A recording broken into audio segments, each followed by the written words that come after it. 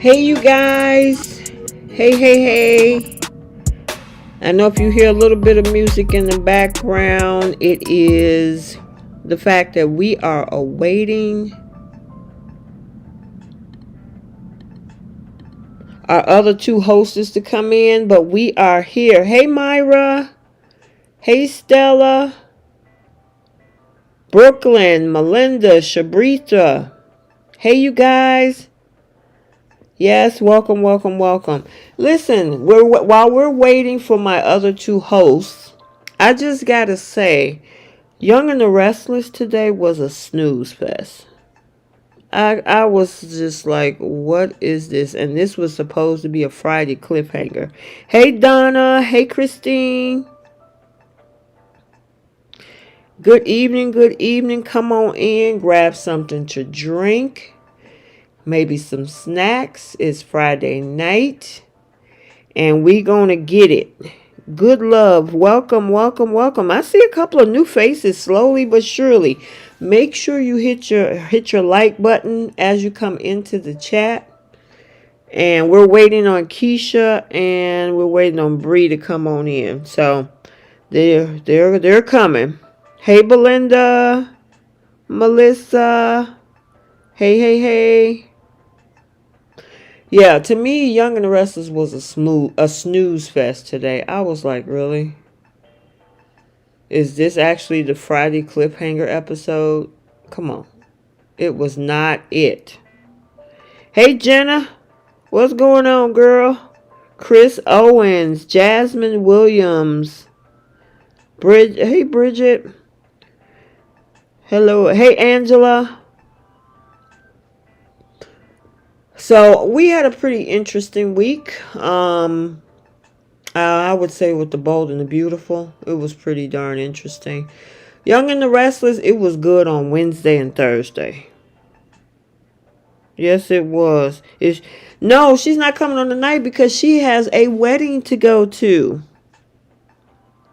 I know, everybody missed Trish. Trish been missing in action. She had something going on last week, and then she got a wedding tonight. Well, she's on the road. The wedding is tomorrow, but she's on the road. Yeah, Donna, it was a snooze fest today. I'm like, what the heck? That whole scene with Daniel and Lily and the romance and that whole thing with Christine and Phyllis, it was like wah wah wah. And then we saw who's that? That's Bree. Hey, Bree. Guys, can you hear me? Yeah, I can hear you. Do you have YouTube on in the background? No, I've got that on the background. Okay, because I'm getting that. I'm hearing myself as an echo. Uh-oh. Hold on, let me turn this down. But no, nothing's on the background. Okay. Oh, yep. Can you drop down and come back? Yeah, I got you. Yeah, and maybe it'll go away. No problem. Okay. 1 second. Okay. Oh, dang it. Okay, hold on. I have to send her another link because when she left, it closed out that side of the recording. All right, hold on 1 second. Give me 1 second. I'm going to cut this down a little bit. Okay. All right, let me send her a new link. But yeah, it was a snooze fest. I'm like, what the heck? This cannot be happening with Young and the Restless this weekend. You know what I'm saying? It was like, what is this? So, I would say, like I was saying before Bree came in, was the fact that Wednesday and Thursday was better to me. It really was. Jenna, yes, I saw your man Chance. Yes, I did. Jenna says, why Young and the Restless was ridiculous. It was supposed to be about Claire and Nikki, but I'm mad about Victor and how he treated Adam. Okay, well, if you want some Claire and Nikki action, Jenna, wait till next week. It is crazy next week. Donna says, I think it's funny when Phyllis called Christine the bug. I know, and listen, Danny wasn't liking it. Stop calling her the bug. Her name is Christine. I'm like, really, Danny? That's what we doing? Let's see. Yeah, my man Chance was on. I've been missing him. Well, you had him this week. Okay. Bree? Is that better? Let me see. I'm still hearing myself. Why am I getting this echo? Do you hear it? Yeah, I can hear the echo now. Because I had nothing on the background. I wanted to make sure there was like nothing casted. Okay. I'm doing something a little bit different. I'm using my phone. I'm just waiting for my computer to load up. That's Oh, usually where I usually do the live with you guys from. So I'm gonna see if I can get this up real quick. If I need to switch, I'll switch. But hopefully you guys can hear me. it's me though. Every time I say something, I get a repeat. Oh, it's one of those Fridays. Yep, we were just talking Young and the Restless over here. Oh, it was actually a pretty decent week. I will say that. You think so? I didn't hate it. I didn't hate it as much. There were some annoying parts of this week that I will get into, like Chloe, but other than that, it wasn't too bad. I'm kind of glad that the blame wasn't completely on Adam this week, for once. Tell me about it. Oh my goodness. Jenna said, "What's with the echo?" Is it coming from me? Mm, yeah, I'm assuming so. No. Let me see if I can Cause change when you weren't on, it wasn't giving back the echo. Oh no. You want me to come back out and come back in real quick? Yeah, or try to see if you can get your system up, cause I know it's gonna disrupt the feed. Okay, that's no problem. It's coming up here in a second. I just logged in. Okay, cool. Pop out real quick. Okay. All right. Sorry about that, guys. Okay, can you hear me? Good. Okay. So no echo. No echo. All right. So yeah, to me, I'm glad. Number one, okay, before we dive deep, I'm just going to say a couple of highlights. I like the fact that Adam came out on top this week because they have been dogging this man and talking trash about him and all of this stuff for the last several months. Let's just say that, right? However, in regards to this week, when it came out to be Nate is the one that was fired, and that whole thing. Oh my goodness. Okay, so Eric Braden was on the talk today. Oh my God, how was it, you guys? Was it good? Jenna said I wanted to slap the bug with her mother's superior attitude. That's funny, girl. Funny. Okay, hold on. Okay, Keisha is trying to come in. So let's bring Keisha up. Hold on. Okay, let me cut this back down. All right, hold on. Yeah, so I like the fact that besides the only thing I would say was pretty good this week was that whole thing with Adam coming out looking like the good guy, and I'm telling you, the jealousy on Nick's face.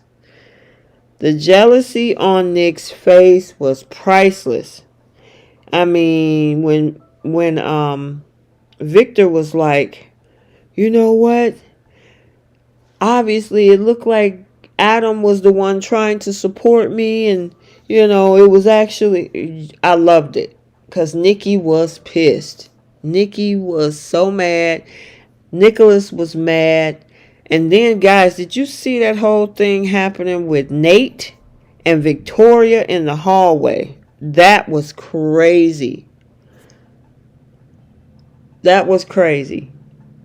I'm telling you, he was pissed. Let me ask you guys in the comment section. What do you guys think about that? Do you think that Nate was being genuine? Or do you think Nate was actually trying to set up Victor to be, sent away? What do you guys think? Jenna said, I thought that Victoria and Nick and Nikki were burst up. Yeah. Yeah, Victoria's mad. Victoria is pissed. She is hotter than fish grease. You are absolutely correct.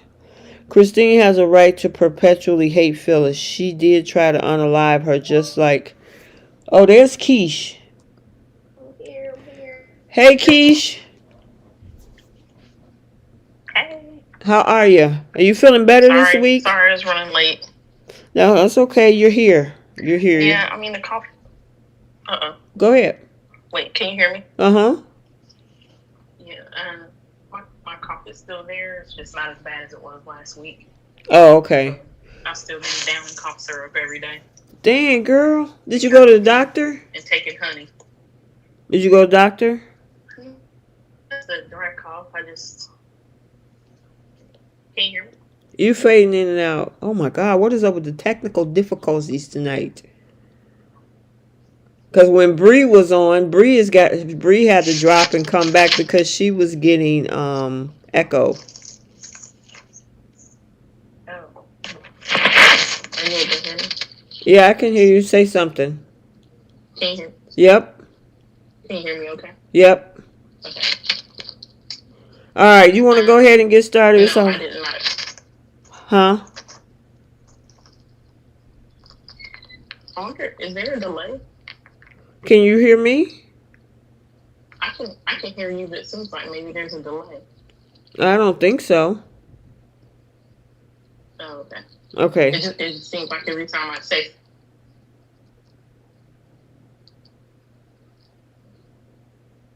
Go ahead. Hello? Yes, I'm here. Okay. Go ahead. What were you about to say? I think I'm good. I was just saying, it seems like when I say something, it seems like your response is delayed. Like maybe you're not hearing me in real time. Nope, I can hear you. Okay. All right. So we were talking about how we was actually talking about Adam. I need to do a formal introduction, but we've been having so many technical difficulties in the past 10 minutes. So let me just go ahead and do that. Welcome you guys to CBS Soap Dish Recap, where Bree, Keisha, and myself will be recapping both The Young and the Restless, The Bold and the Beautiful for the week of November 6th through November 10th, 2023. We do The Young and the Restless first in the first half of the show, and then we do The Bold and the Beautiful, and then we do two segments, the Flip the Script segment and Who's Taking Some Seats. And that's how we do that. If you haven't, make sure you hit the like button, make sure you subscribe, and we're going to go ahead and jump into this. Let me go ahead and do the summary, and then until Bree comes back, we got Keisha on the line. Then we're going to go ahead and knock this out. All right. Okay, let me get my phone situated. Okay, so for The Young and the Restless, for the week of the 6th through the 10th, Claire makes a mysterious call. Aria is fitted with hearing aids and can hear while Victor goes off the rails and decides to tell his family the truth. Victor fires a very surprised and shocked Nate as Lily and Devon agree to extend an olive branch to their cousin.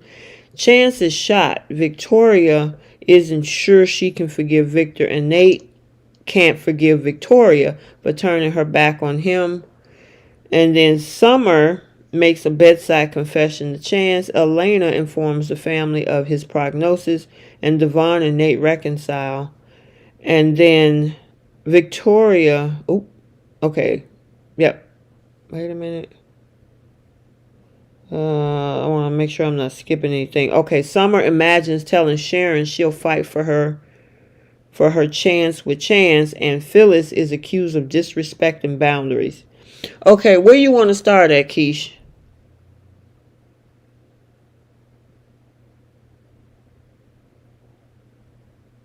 Are you there? Can you hear me?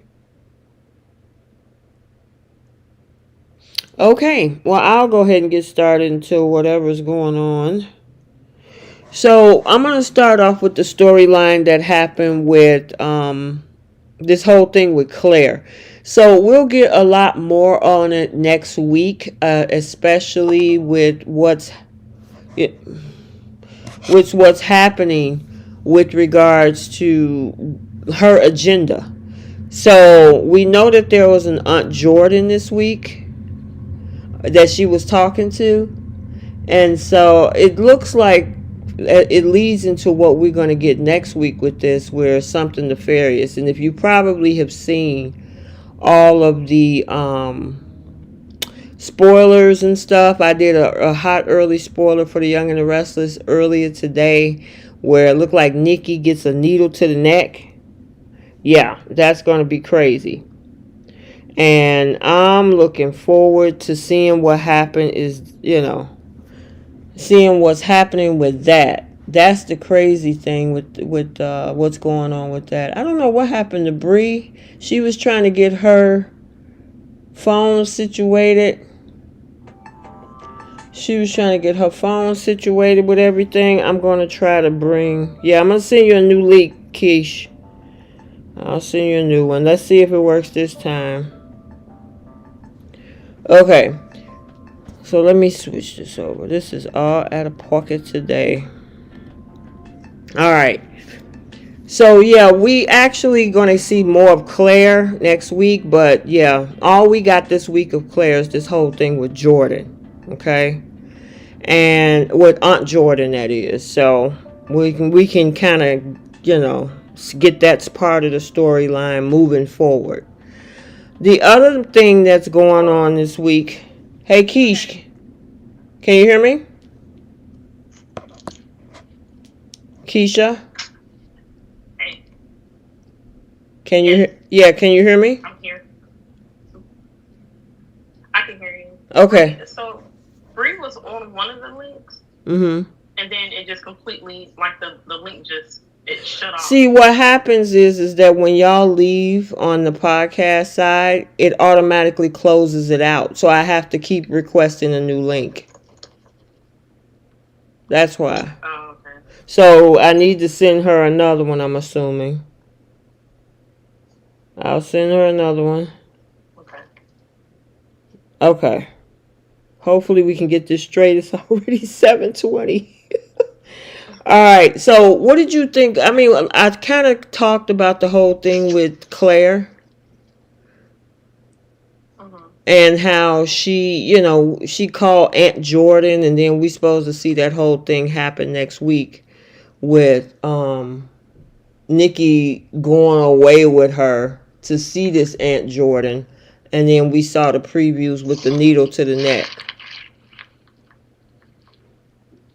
So I guess we'll get more of that next week. I guess I just don't really know. Go ahead.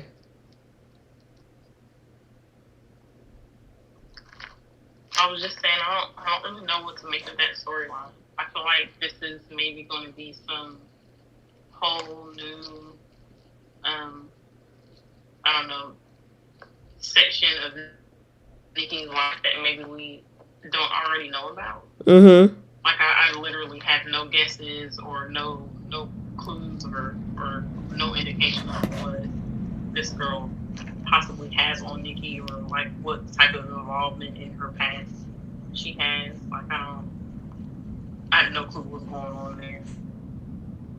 Gotcha.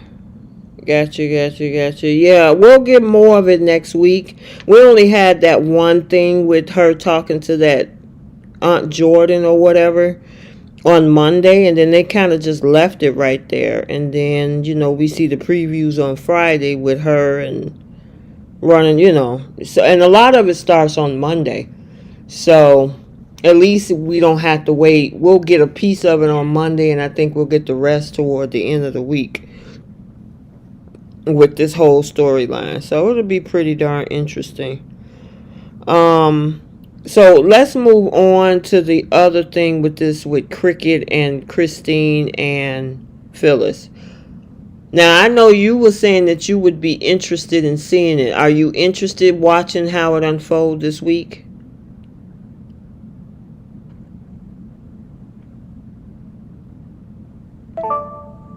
Hey Bree. Can you guys hear me now? I can, and there's no echo. Hey, Bree. Hi, thank you guys. So sorry about that. I swore it was like Friday the 13th. I didn't know what was happening. But it's okay. We thank you guys for hanging out with us. And we'll get on this chat in a second. But hi, everyone. Okay, so Bree, let me ask you because I don't know if Keisha could hear me at this time. I was asking about this whole thing with Cricket. I'm gonna call it a bug. I don't care what Danny say. With Cricket and Phyllis and Danny. Are you interested in it, even with what we saw this week? No. And the thing is, it's not anything against the characters itself. It's just that they're one of these. It's one of those storylines we've seen rinse and repeat so much. Mm-hmm. And plus, it doesn't seem like Danny's all that interested in Phyllis. Mm-hmm. And it don't really have any chemistry. I don't see it. Even that little clip that we saw for Friday, where they went back and we saw like a young Phyllis and Danny. He looked really good when he was younger. Mm-hmm. But even now, as adults, they're I mean, grown adults, they don't have no chemistry. So it's hard for me to get really into it. But good for Christine. It was good to see her. Both Phyllis and Christine, they have aged incredibly well. Mm-hmm. They have not skipped any beat. That's why I don't understand why, particularly that man. Phyllis, there's other men that I want so badly for her to be paired up with. Danny's definitely not one of them. Nick's definitely not one of them ever. If it's not going to be Jack, bring Bill over here since we're not using anybody. I know, right? I mean, give us somebody. I mean, the way Danny is looking at her, like, ugh, I don't know how to tell her. I really don't want to go out with her. It looked like he's just struggling. It's so easy, and when him and Christine talk, it's like he's excited. You kind of see like a happiness in his face, whereas with Phyllis, it's like he cringe. Yeah, it's the case of he's just not into you. And, Phyllis, she's never followed that at all. She's like, if you're not into me, I'll make sure you will be into me. So maybe that's her angle with Danny. Maybe she can feel like she can pull him still after all these years. But I mean, you're not really winning a whole reward. Not saying he's a bad looking man, not at all. It's just, it's done and over with. I mean, you guys have like you have a grown child and a grandchild, and that's pretty much it. Right. What about you, Keish? Yeah, it's a little painful to watch because Danny definitely is not into Phyllis like that at the moment, it seems. And Phyllis is just trying her best to make something happen there. And I'm guessing I missed it, but they went from having a dinner date with Daniel and Lucy to that dinner date being canceled. And then all of a sudden he had plans with Christine. Right. Did text her after he found out that canceled and made plans with her. So that came, or did they make plans and Phil? Well, here's the thing that Danny asked him, like, yeah, that's what I'm saying. Here's the thing that Danny screwed up on. You knew Phyllis was coming because that was the conversation, about, because she at first thought that he was going to meet up with Christine. He was like, no, I'm just having dinner with Daniel and Lucy. And when Daniel canceled, why would you, and nobody called Phyllis to stop her from coming. Why are you making this look like, well, I'm sorry, I got other plans? You know that girl was coming. And that's my other thing with Phyllis. Real goofy right now. Wait a minute, I Well, can't hardly hear you, Keish. Keith, I was just saying Phyllis is looking real goofy right now. she's I think she's just trying to find something to do. I think this is the case of like, hey, he's being nice to me. Let me give him a chance. Let me, I don't know, let's spark something. Anything that keeps Phyllis out of trouble, I am all for. It's refreshing ish to kind of see this, even though it's like a rinse and repeat sort of storyline. But I don't think Phyllis was a thought at that time. I think everything kind of just happened so fast. I remember, yeah, Danny came to the coffee shop and he saw Christine and Nina and Sharon, and then it just kind of just happened. I don't think Phyllis was a thought. I don't think he meant to do that to her purposefully, but she's not at the top of his thoughts, to care like that. And Phyllis knows Yeah. that. I agree. I agree. They just need to find somebody for her. I mean, she's working at Omega Sphere finally. I just think, I don't know. I mean, she's a person that come with chaos and mayhem, which is what they gave her as a storyline over the past, what, year or so, with this whole Diane thing and then the faking of the death.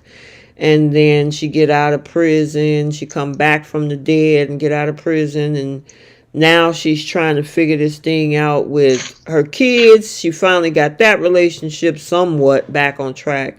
Now here come Danny back in town, and she looking at this as an opportunity. And I think she thought she had one because she didn't really know that Cricket was back. Because as far as Phyllis knew, Cricket was still overseas.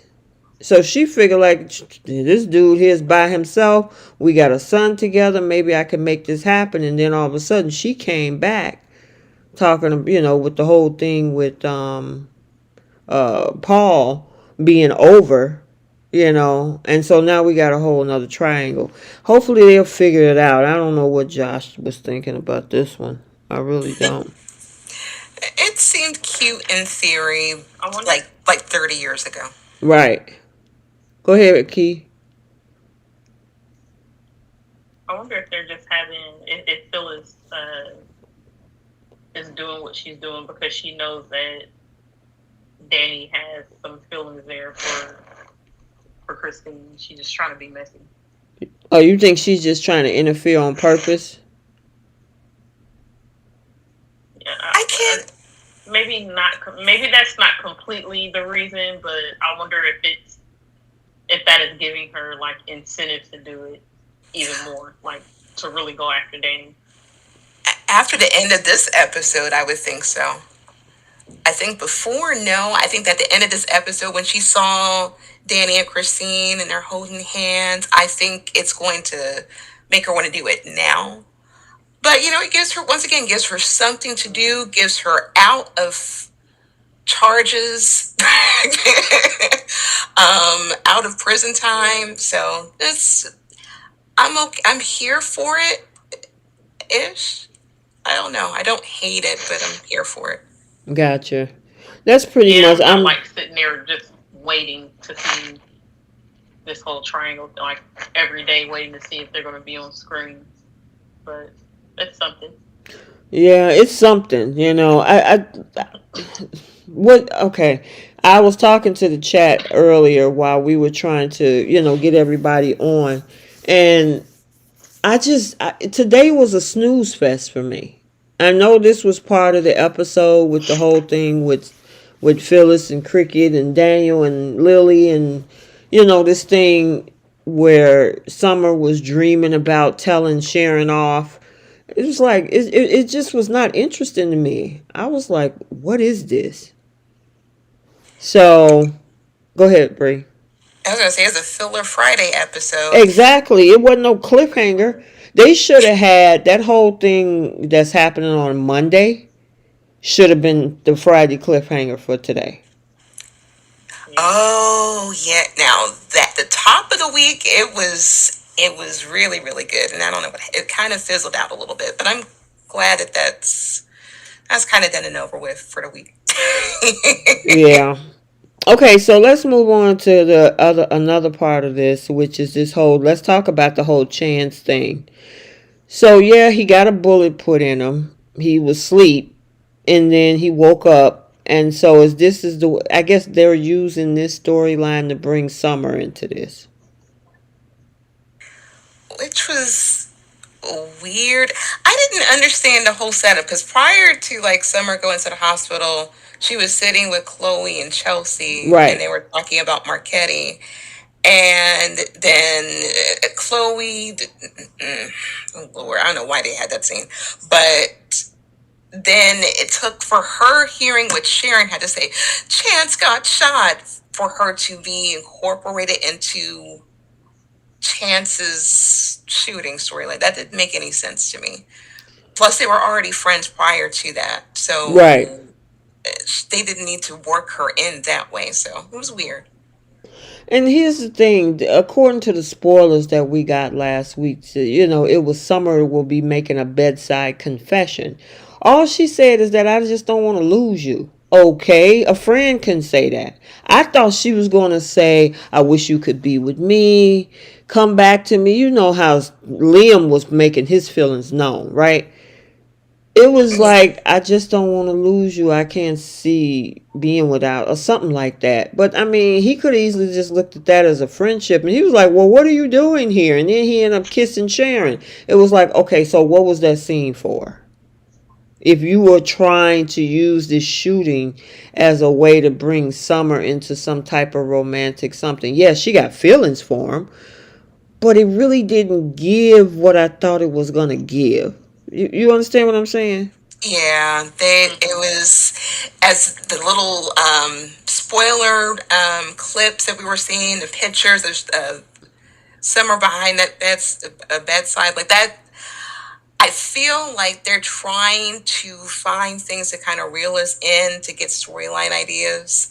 I think this was just one of those moments. I knew this was going to be like a filler something, Mm-hmm. but I think they wanted to see if people would be really interested in the Sharon Chance Summer triangle, and I think they kind of shot themselves in the foot because I think it was either Nina or Christine. They were talking about how they don't even want Chance with Sharon Yeah, at all. that's what Jenna just said. Jenna said, "Did y'all hear Christine tell Danny that Nina is not happy about Yeah, Chance and Sharon?"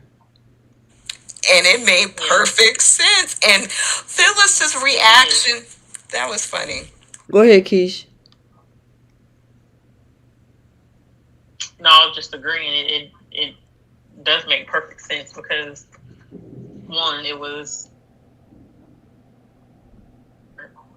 and two, it's I think Girl, we didn't hear did one. You Nina not faded mention out something on about one. their age? Can you guys hear me? Yeah. I was saying it makes it. I agree that it does make sense that Nina would have a little bit of a problem with it because of her, or because of Chance being Ray's partner at one point, um, and then I'm guessing the age difference for her because Sharon is, I guess, around her age. I think Sharon's supposed to be a little younger than Nina, right? Yeah, that's what I was thinking because when Sharon came into the room, it was like she came to check on her son. And I don't mean to say it like that. That's exactly what it looked like. Mm-hmm. But Yeah. no, it was Cricket. Cricket was running down Sharon's entire Carfax, and she was like, "Nina definitely doesn't want a chance with her." um, but I think, and I'm glad that they had that dialogue because I was wondering how people felt about Sharon and Chance together, if there was even any energy into like rooting for them. And it's nice to hear that like, hey, the mom doesn't support it. They see it for what it is. They're gonna just, this is a fling. And I'm glad that the writers kind of Mm-hmm. pinpointed that way because we have Summer now who has real feelings for Chance. Yeah, I agree with you on that. And then even Phyllis said her 2 cents. She was like, "That's not gonna work out." It's always been Nicholas. Always. I But mean, that came out of nowhere. yeah. But that's I what. mean, Because Sharon and Nick ain't been, they haven't been romantically connected since when? Mm, It's been it, years, right? it's been year. Oh, actually, I can pinpoint it because I was just watching it. So the last time they were together was at Sharon and Nick's wedding when Sharon blurted out that Nick and Phyllis were sleeping together. is that when Gina Tugnoni was on? Yes, this is when I she think was still so. on. That was her last like few episodes. So This you is when talking what Phyllis was is it? billing. What is that about 2018, 19? It's been a couple of years. Somewhere around there. Yeah, so you talking about 4 or 5 years. Mm-hmm. Yeah, so I feel like they just pulled that out of nowhere.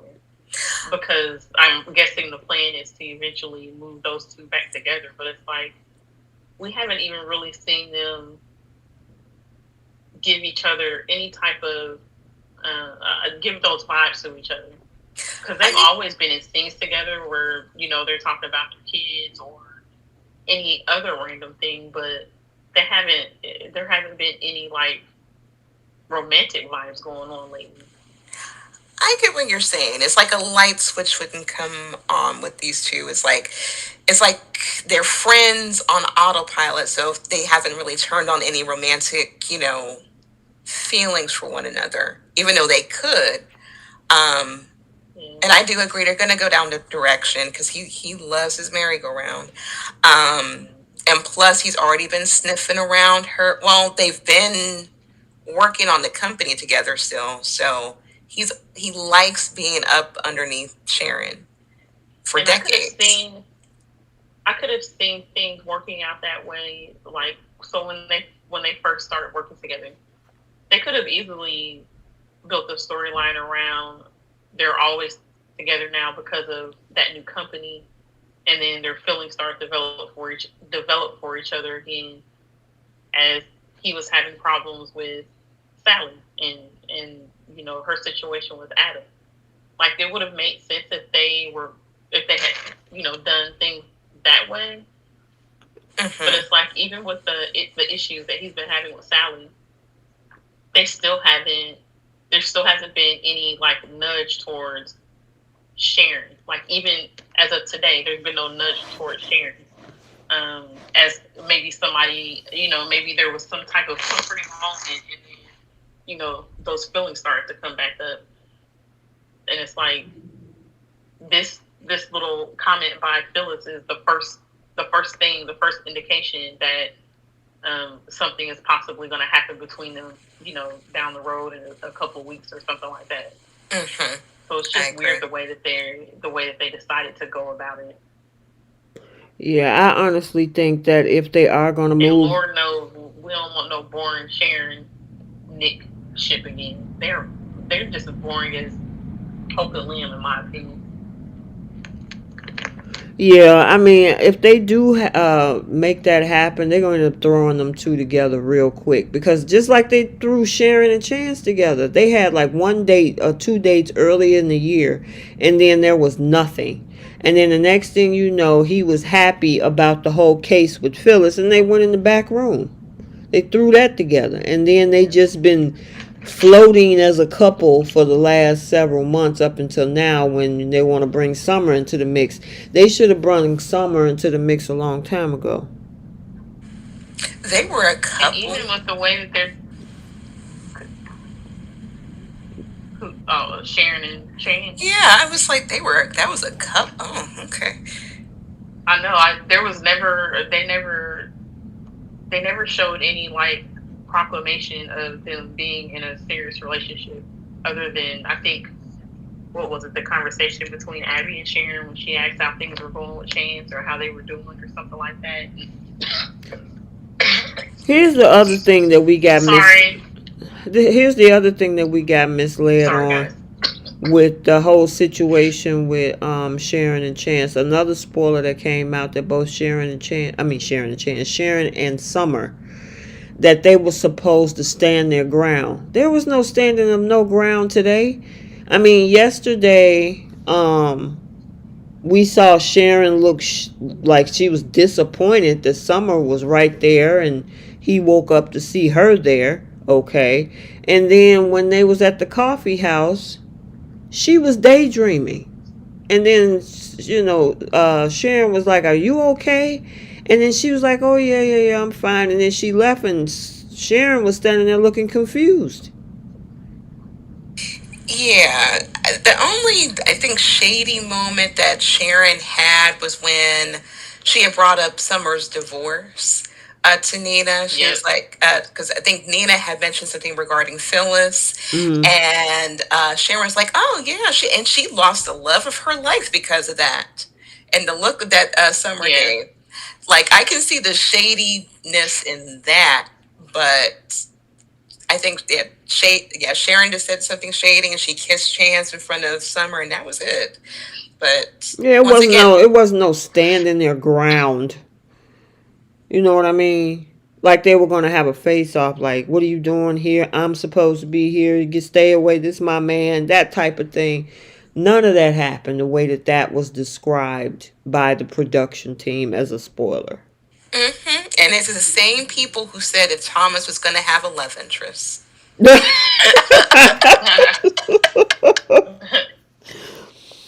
Girl, you so funny. Yeah, so I mean, it was underwhelming I to did me. like though. Go ahead, Keish. I was just gonna say I did like that Summer told Phyllis that she wasn't gonna interfere.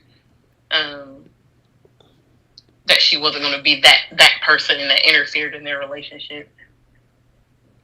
Basically trying to come between Sharon and Chance. Mm-hmm. I know it's not. I know that's not soapy drama, but I don't want. I don't know. I don't. I wouldn't want Chance and Summer's relationship to start off that way. If they're going to put them together, I want it to be because it just didn't work out with Sharon, Mm-hmm. or maybe he just realized he does have feelings for Summer, and he breaks it off with Sharon or something like that. But not because Summer interfered and broke them up. So, do y'all think just by all this interaction that they tried to do with him being shot, do you see any type of getting closer to any type of romantic involvement or even a hint of anything when it comes to No, Summer? Exactly. no, they have. They've done a. I think they've done a poor job of moving them in that direction. They didn't even have to do And this storyline. You know what I'm saying? exactly. Yeah, exactly. I think Jenna said it in the comments. She said that they should have moved towards like some type of, I don't know, romantic storyline between Summer and Chance when all that stuff was happening with Phyllis. Right. Instead of it was almost like it was an afterthought, or it Mm-hmm. was like they started to do it and then bam, they put Chance and Sharon together, and then they kind of backed off of it, and then they start doing it again with Summer starting to have feelings for Chance. But you don't see that reciprocated from Chance. To me, Chance, when he's interacting with Summer, it's like he's treating her like a little sister or something, Right. or like a buddy. I don't see him. I don't know. I don't really see him like being flirty with her, or giving her those long, like lingering stares. Sometimes I don't see that with him yet. Do you see that with him and Sharon? No, because I barely see them together. Right. I think yeah, they screwed this one up. They really did. They should have never Mm-hmm. had Sharon involved with Chance in the first place. Thank you. I agree with Yeah, that I agree. because I disagree with them pairing them together around the Phyllis storyline because that would have been like the focus point on why they're together. I'm glad that they kind of moved away from that, and plus, Summer was all in to try to keep Kyle and keep her marriage intact. Mm-hmm. So Yeah. I'm glad that they gave her like a clean slate and is like, hey, I want to move on. It's a healthier way to go about it. Now, Sharon and Chance, they need to go ahead and just get, this is a rebound gone way too long. This is this is the longest rebound. It should have been in and out.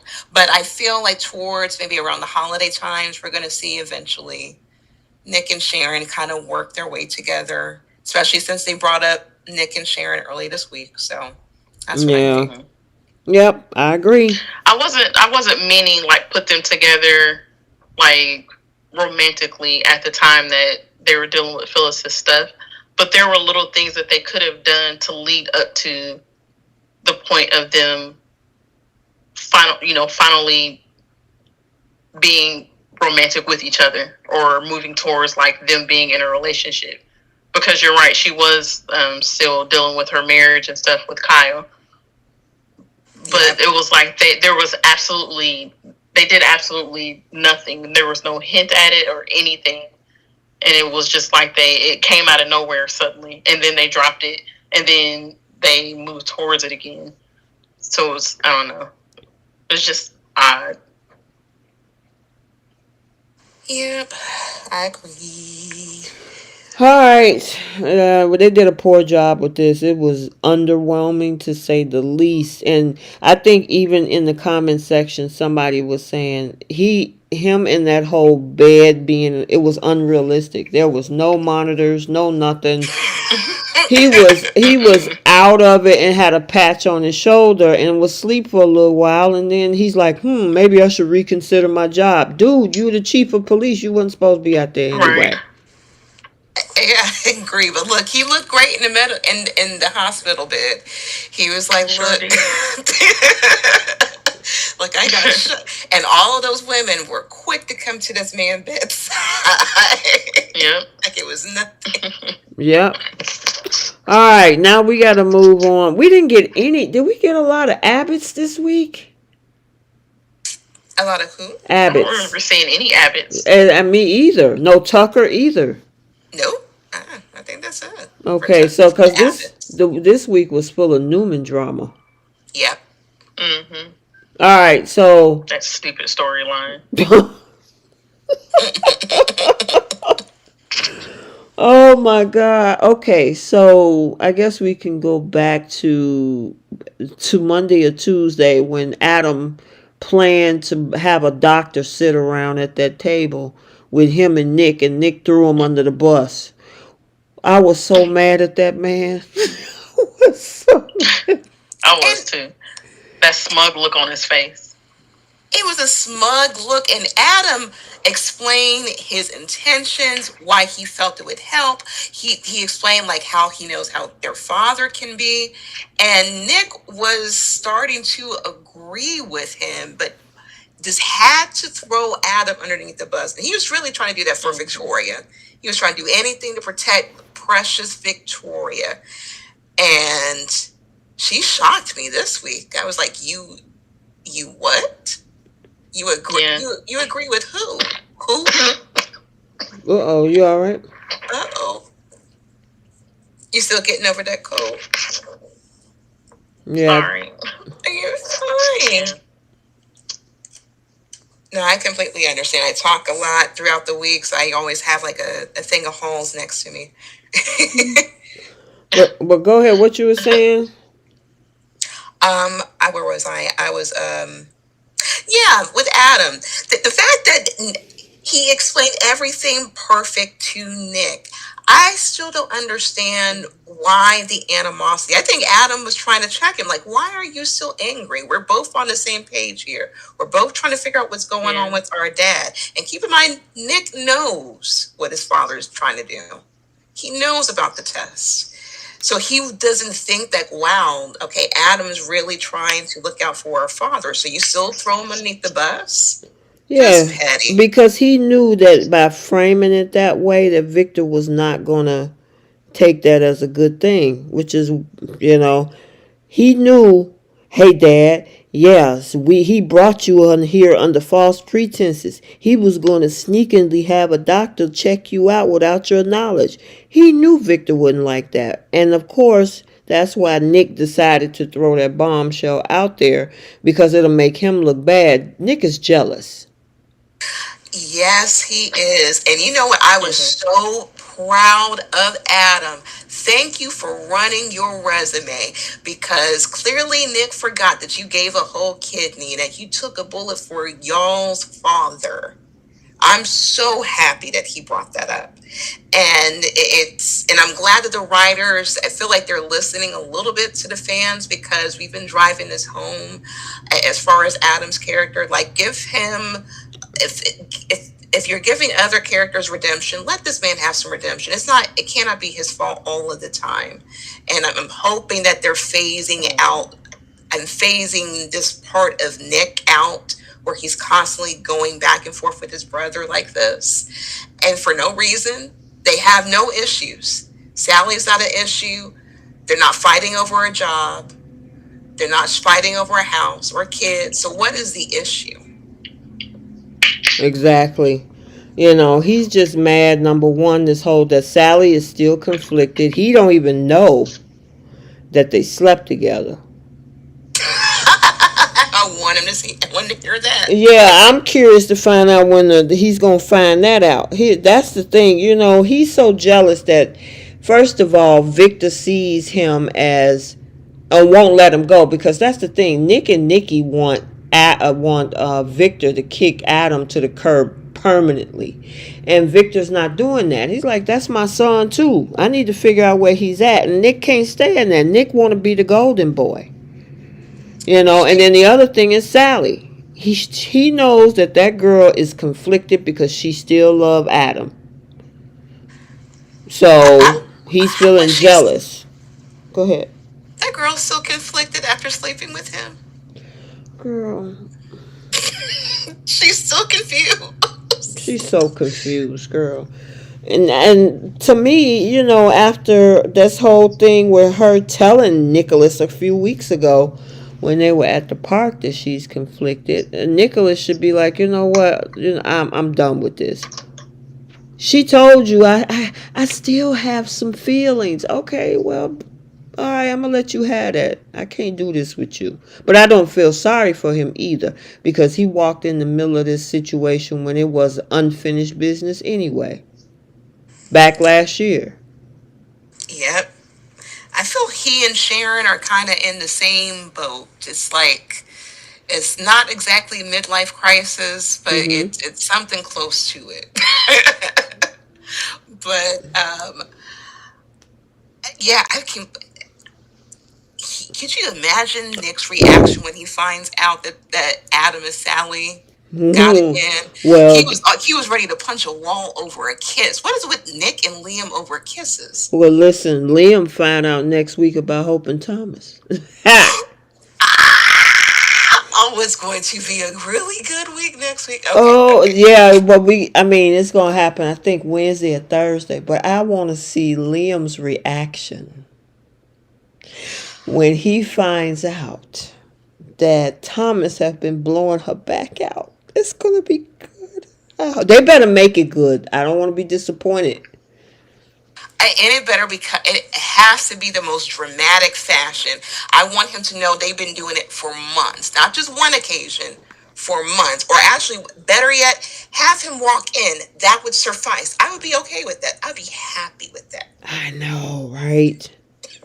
Hell, let me. It says, I'll read it to you. It says Liam is jarred to witness how serious Thomas and Hope relationship is. Oh, to see. Ooh. No, witness. Witness. Huh. And the word jarred. Liam is jarred to witness how serious this relationship is. Or is he jarred to see his wife arch in other positions that he never Oh, listen, we understood? gonna dive deep in that one. We ain't finna get off track. Okay, I'm That's sorry. gonna be, ooh, girl. It better be worse than what Steffi saw. They need to be on the couch, biting each other and everything else that we saw. It better be. I want him to see exactly what Brooke saw. each time, each and every time. I know, right? That would be so awesome. I'm on. What day is that? Hold on. That is on Thursday the 16th. So, yeah, I better make sure I have me a good snack for that one. We gonna count down those days. I think as the audience, we just dying to see that. And then he's gonna speed up those divorce papers. Goodness gracious. Uh-huh. Yeah, we'll see. All right, back to the Young and the Restless. What got us on that topic is the fact of Nicholas. I want to see how he feels when he found out that Adam and Sally slept together a couple weeks ago. And why is he mad over a situationship?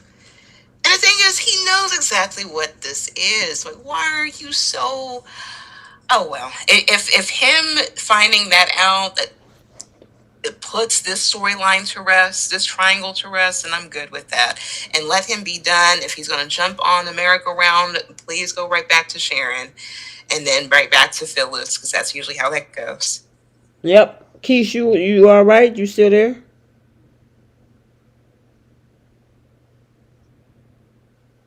Is she still there? She might have stepped away. Maybe she's trying to deal with the call. Oh, that's fine. It's no worries. Go ahead. No, but this was because I think we were talking Adam. Adam. Newman's. So, well, we can move on from that whole thing with that table because that's what we was talking about. The whole situation with Nick throwing Adam under the bus to Victor. And then we move into the office, and he summoned all of his kids and Nate.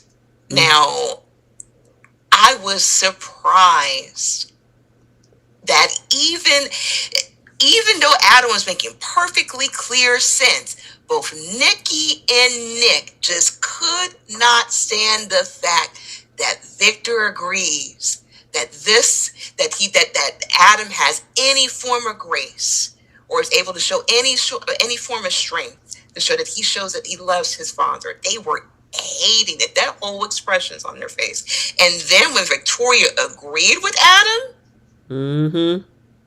that they knew that Adam wasn't going to go anywhere. They knew. Because even Victoria was like, "Look, Adam's making sense. We have to really consider this." But that's because for just in that moment, Bree, she took a step back out of the emotional part of it and thought about the logic. Yeah, and that, I'll say this. Adam has done terrible things. I think they all have done terrible things. But if your father has called all of his kids in, I don't think that Adam would try to do some sort of takeover in front of everybody, in front of his parents and siblings and everything like that, and them not see through that. I really do feel that they're starting to kind of see that this man has changed, but they're fighting so hard to really let him have that. I don't understand that. But the funniest part is they have a whole doctor in the room, and they said, "Nope, we won't listen to you. You're fired." Okay, so let's look at the 2 points of views. One, Nate's point of view is like, look, let's secretly kind of put you somewhere where you can get the treatment that you need, and it'll be quiet. You'll be in a facility, blah, blah, blah, blah, blah, right? Victoria and Adam's perspective is bring the doctor to us. They'll meet with him privately. Everything look like he is status quo. He's still coming to work. He's still to make it look like business as usual. Which one do you think is the better plan? Honestly, it's Nate's. You think so? I'm going to listen to the doctor. And plus, why would I want, if I know that I'm going through a medical issue, why would I put myself in a line of fire where I'm going to be stressed and have to constantly be dependent on to make important decisions? And then I have to deal with my kids who want to fight for my my dang on chair. It's like, why would I put myself in a position? You have a whole doctor who said he can rearrange things so you can get the care that you need. And the thing is, Victor has done this for other characters on the show. He's done this for Nikki and for his other kids, where he sent them to facilities or where he can get medical treatment and had someone else fill in whatever position was vacant. Mm-hmm. So it was nothing different from what Victor's already done. I think it's just the fact that he sees Nate trying to do this for Victoria, so it's like he's trying to kick him out to put Victoria in, and I get that, but Victoria was going to do that with or without you, Nate. Yeah, I mean, okay, let me look at this. Let me look at this. So you're saying listen to the doctor. The doctor's telling you to go and put yourself in, because basically what Victor is seeing Nate saying is have me institutionalized. He came, and it's Victor's own fault. He's been doing these little tests with his kids. He's already acted out in front of Adam and Nate, showing that he was having some mental Issue. something. So Nate's going to take that into consider, like, hey, let him get fully evaluated by professionals in the correct environment. I don't think what was wrong with listening to the doctor. As much as they called upon that same doctor to get them out of their crimes and their schemes, now you don't want to listen to him? Let me ask you, hold on one second. Keish, can you hear us now? Are you good? I can hear you. Okay. Did you want to chime in on that? I asked Bree the question about whether or not Nate's plan was better, send him off somewhere, or make it look like business as usual, but have the Wait, say doctor. it again. It kind of broke up. Okay, can you hear me? Mm-hmm. Okay, so which plan would have been better? Nate's plan, having him sent to an institution and having him treated away from the office, or Victoria and Adam's plan, business as usual, bring the doctor to them so nobody will know anything has changed. Which one would you have chosen?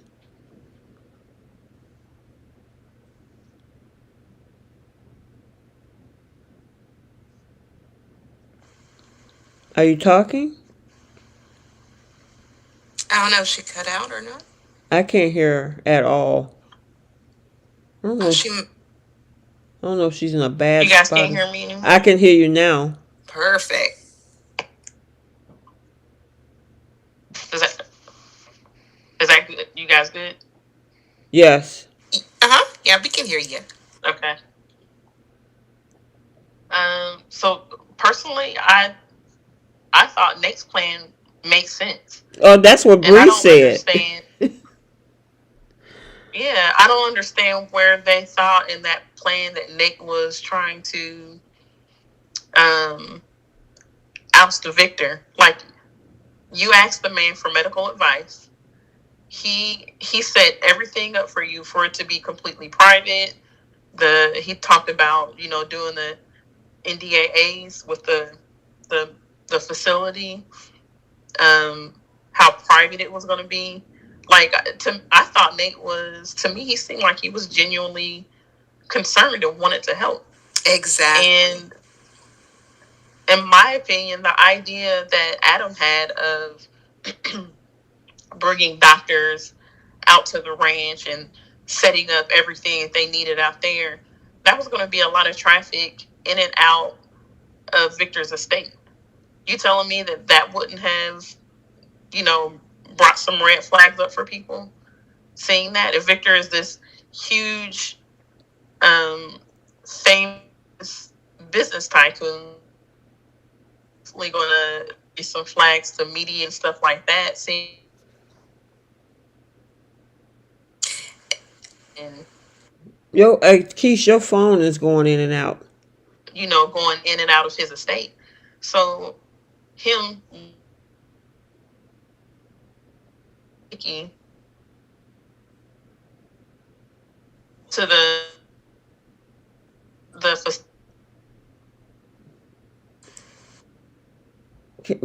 Your phone is going in and out, Is it Keish. he was We're only getting bits and pieces of what you're saying.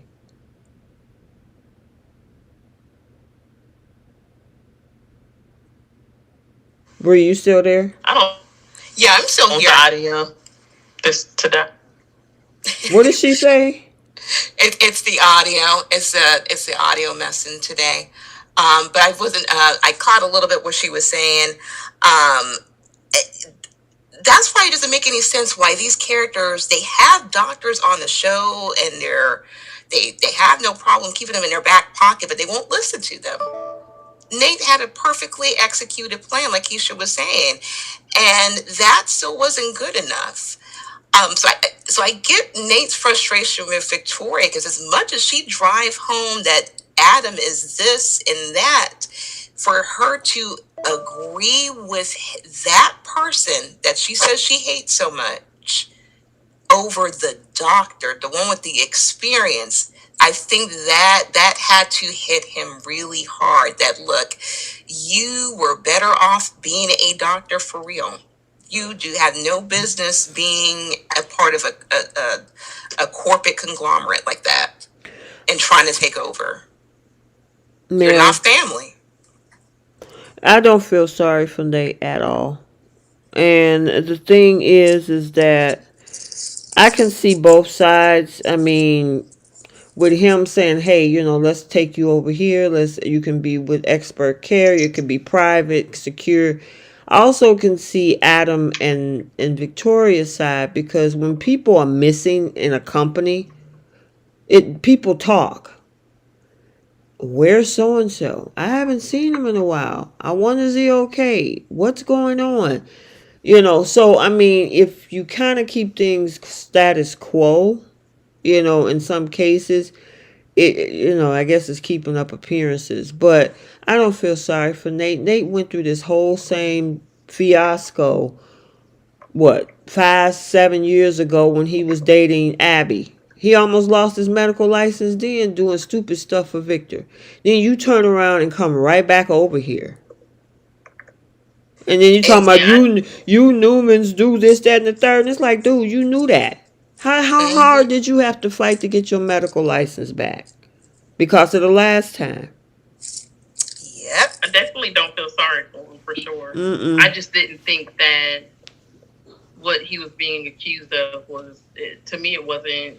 I don't think that Nate was being nefarious.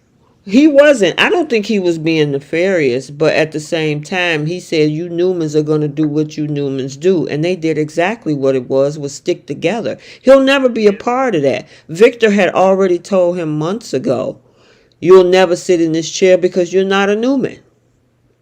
He sent Kyle away for the same thing, said, you know what, you don't belong here, go back to your family. Yeah. So that's why to me, this whole storyline was stupid either way, because you're faking a medical condition. Right. What type of response were you expecting to get? Because your family was going to want to help you, and part of that help was going to be, because it was supposed to be, him having issues with his memory. Part of that help was going to be getting evaluated and possibly being diagnosed with something that would have put you in a position to where you can't run a big corporation if you're having, memory issues. You can't be in a position like that. So I don't get, this proved nothing. Yeah, I honestly think he was trying to do this whole thing to see who would take advantage of the situation if he was mentally altered. I'll say that. Which was stupid. I mean, majority of your kids took $500 million from you each. Mm-hmm. But you had to fake an illness to see which one was loyal to you. None of them. Well, he said he created the monster, so. Exactly. But I don't think any of them showed that they were disloyal to him. Nope. they are. What Adam did was, I thought that was reasonable. The idea that Nate had was reasonable. Victoria didn't do anything that was bad, and Nate even went to Victoria eventually and let her, Oh my goodness, what was that? Go ahead. um, he went to Victoria eventually and fessed up to her and said, your dad didn't want me to tell you this, but I'm starting to get concerned. I feel like you should know. And he told her everything that he thought and what he thought was a good plan. And he even said, I told him it was completely his call. He wasn't trying to force Victor to do anything. You know what I mean? Mm-hmm. And Victor and Nick and Nikki are all trying to make it out as if, Nate had some big plan to get him committed to a mental facility, as if he was never going to see his family again. And it was Victor's idea to begin with. Exactly. In which he would have had to sign off on it, or Nikki, being his wife, would have had to sign off on that anyway. So how could anybody have forced you to go away? Even if this was true, even if you were having these medical issues, nobody could have forced you to stay, especially not Nate. Would have been able to force you to stay in a mental facility, not without your family co-signing or your wife co-signing it. Mm-hmm. So this was all just, it was stupid. He should have just fired Nate months ago. Right. And just left it at that. You know what? You're not a Newman.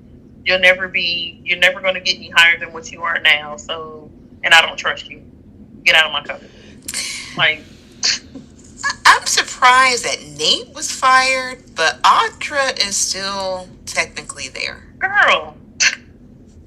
So you can trust the scheming queen of the year. She is MVP of the year over the doctor that you have no problem using back and forth. You obviously see him to some sort of benefit, so it wouldn't surprise me if there's an illness coming and I need you, Nate, please. You're the only I tell them to kick rocks if I was Nate. Don't ever ask me for anything ever again. Me too, but that's not gonna happen. Well, and the interesting thing is, taking a peek at next week, Victor is going to put another ultimatum on the table to Nick and Victoria next Wednesday. So it's like it's never ending for him. If you have trust issues, or you're paranoid about what's going to happen to this company, what if my kids are trying to undermine me, you need to.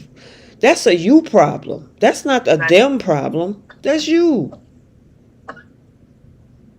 Go ahead. And on top of that, it shows that you make poor decision making if you cannot trust who you put in those positions. So if you cannot trust your family, why don't you hire someone who isn't family, who will look at things black and white, and who can follow your lead and your instructions without you having to worry about breaking up your family? Oh, but no. No. that he thinks that one of his kids is going to try to do to him. Girl, who knows? In his head, sell a company off to Tucker McCall? I don't know. Who knows what Victor has just got this whole idea that there's a traitor in this room. Somebody's bound to betray me. Like y'all just said, $500,000. Have you been down that road before? Yeah, $500 million each. But you still worried about your kids. Keep in mind that happened like almost 10 years ago when they got that money. And you still had no problem putting Victoria in a position. You still welcome Adam in. You still have a finicky relationship with Nick. And Abby was barely mentioned regarding your health issues. So you're perfectly fine with everything as is. So why are you still testing your kids? What are you trying to prove? What? They all want your seat except for Nick. He's a temp. A permanent position might kill him. Girl, you're so funny. But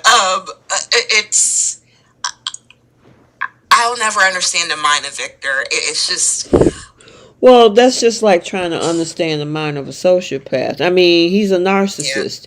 Narcissist is all about grandiosity and self-absorption. And all the other traits that come with MPD. And the thing is that he's good, and I think that's why he ended up choosing that plan over Nate's, because what Nate did say was pretty reasonable. Like I said, I can see that side as well, but because his family is like, no, we want to keep you, we don't want to send you away, he was more entitled to the emotional side of it. It's like, look, they don't want to send me away, so yes, that is the better plan. Because when a narcissist, is the attention is about you. If they send him away, according to the way he would see it, it would be a situation of, see, they're trying to get rid of me. I knew they were trying to betray me, and the only one that says this is Nate, so he definitely wants me gone. He was happy to see his kids agree. Well, sorry, Correct. three of the four of his kids, because Abby knew none of this, Right. nothing in regards to her own father. Mm-hmm. So 3 out of 4 of his kids agreed. I think that kind of melted his heart a little bit, like, oh, it's working. It's working. That's the same But thing we said last week, Bree, about the fact that just like Phyllis attending her own funeral just to get an emotional rise about how sad everybody was to see her gone. Oh, they really do appreciate me. Are you crazy? And you know what's funny? Victor was getting on her about faking her own unaliving. Mm-hmm.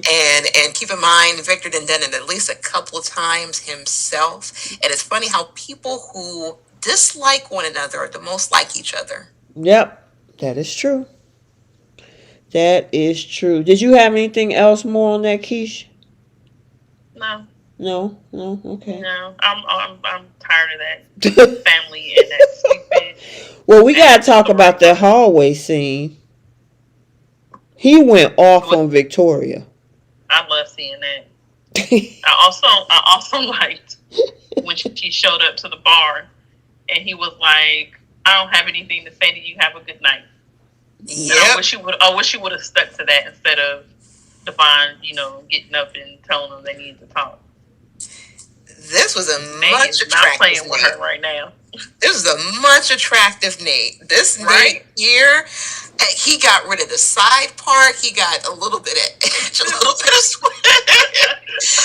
that there's some extra bass in that voice. You He making me said cough, Bree. he put that foot down. He let it be known. Look, I'm Nate Hastings. I don't care if you are Victoria Newman. I've been and had you.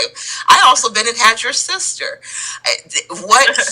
The fact that you guys didn't want to agree with the doctor, I'm done. And it's sad that it took to this point for him to be done with this family. I mean, Mm-mm. Chance even had to learn his lesson. Yeah, yeah.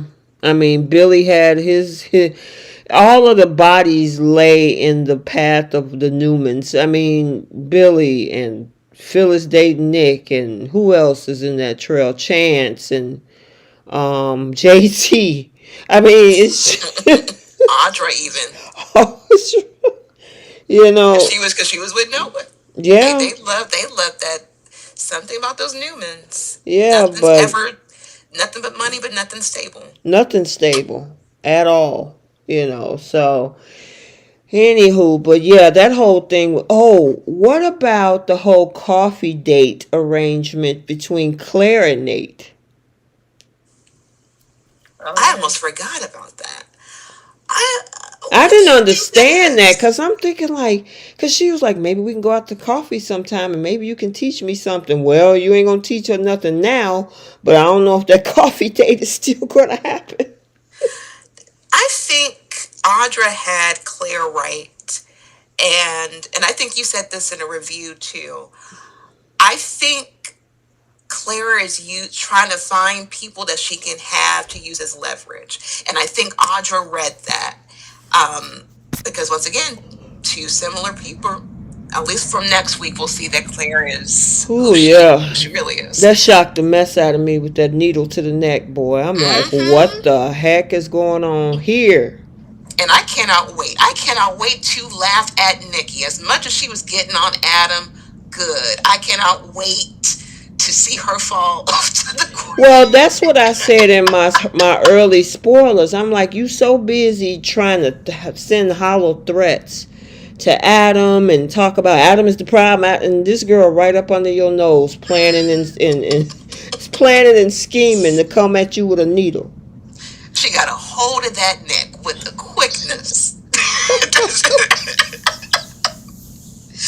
Oh my goodness, that reaction that she had from the little spoiler scenes. I cannot wait to see Nikki in this whole thing. I'm rooting for Claire at this point.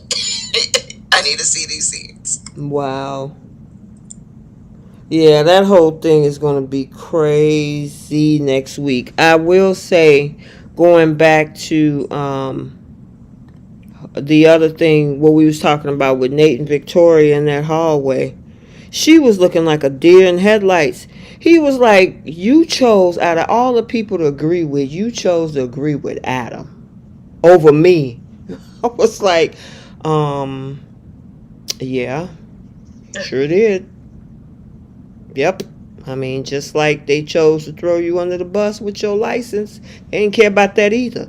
You know better. You threw your whole family under the bus for that chick who turned around and sided with the one person. Even Adam didn't even expect Victoria to say that.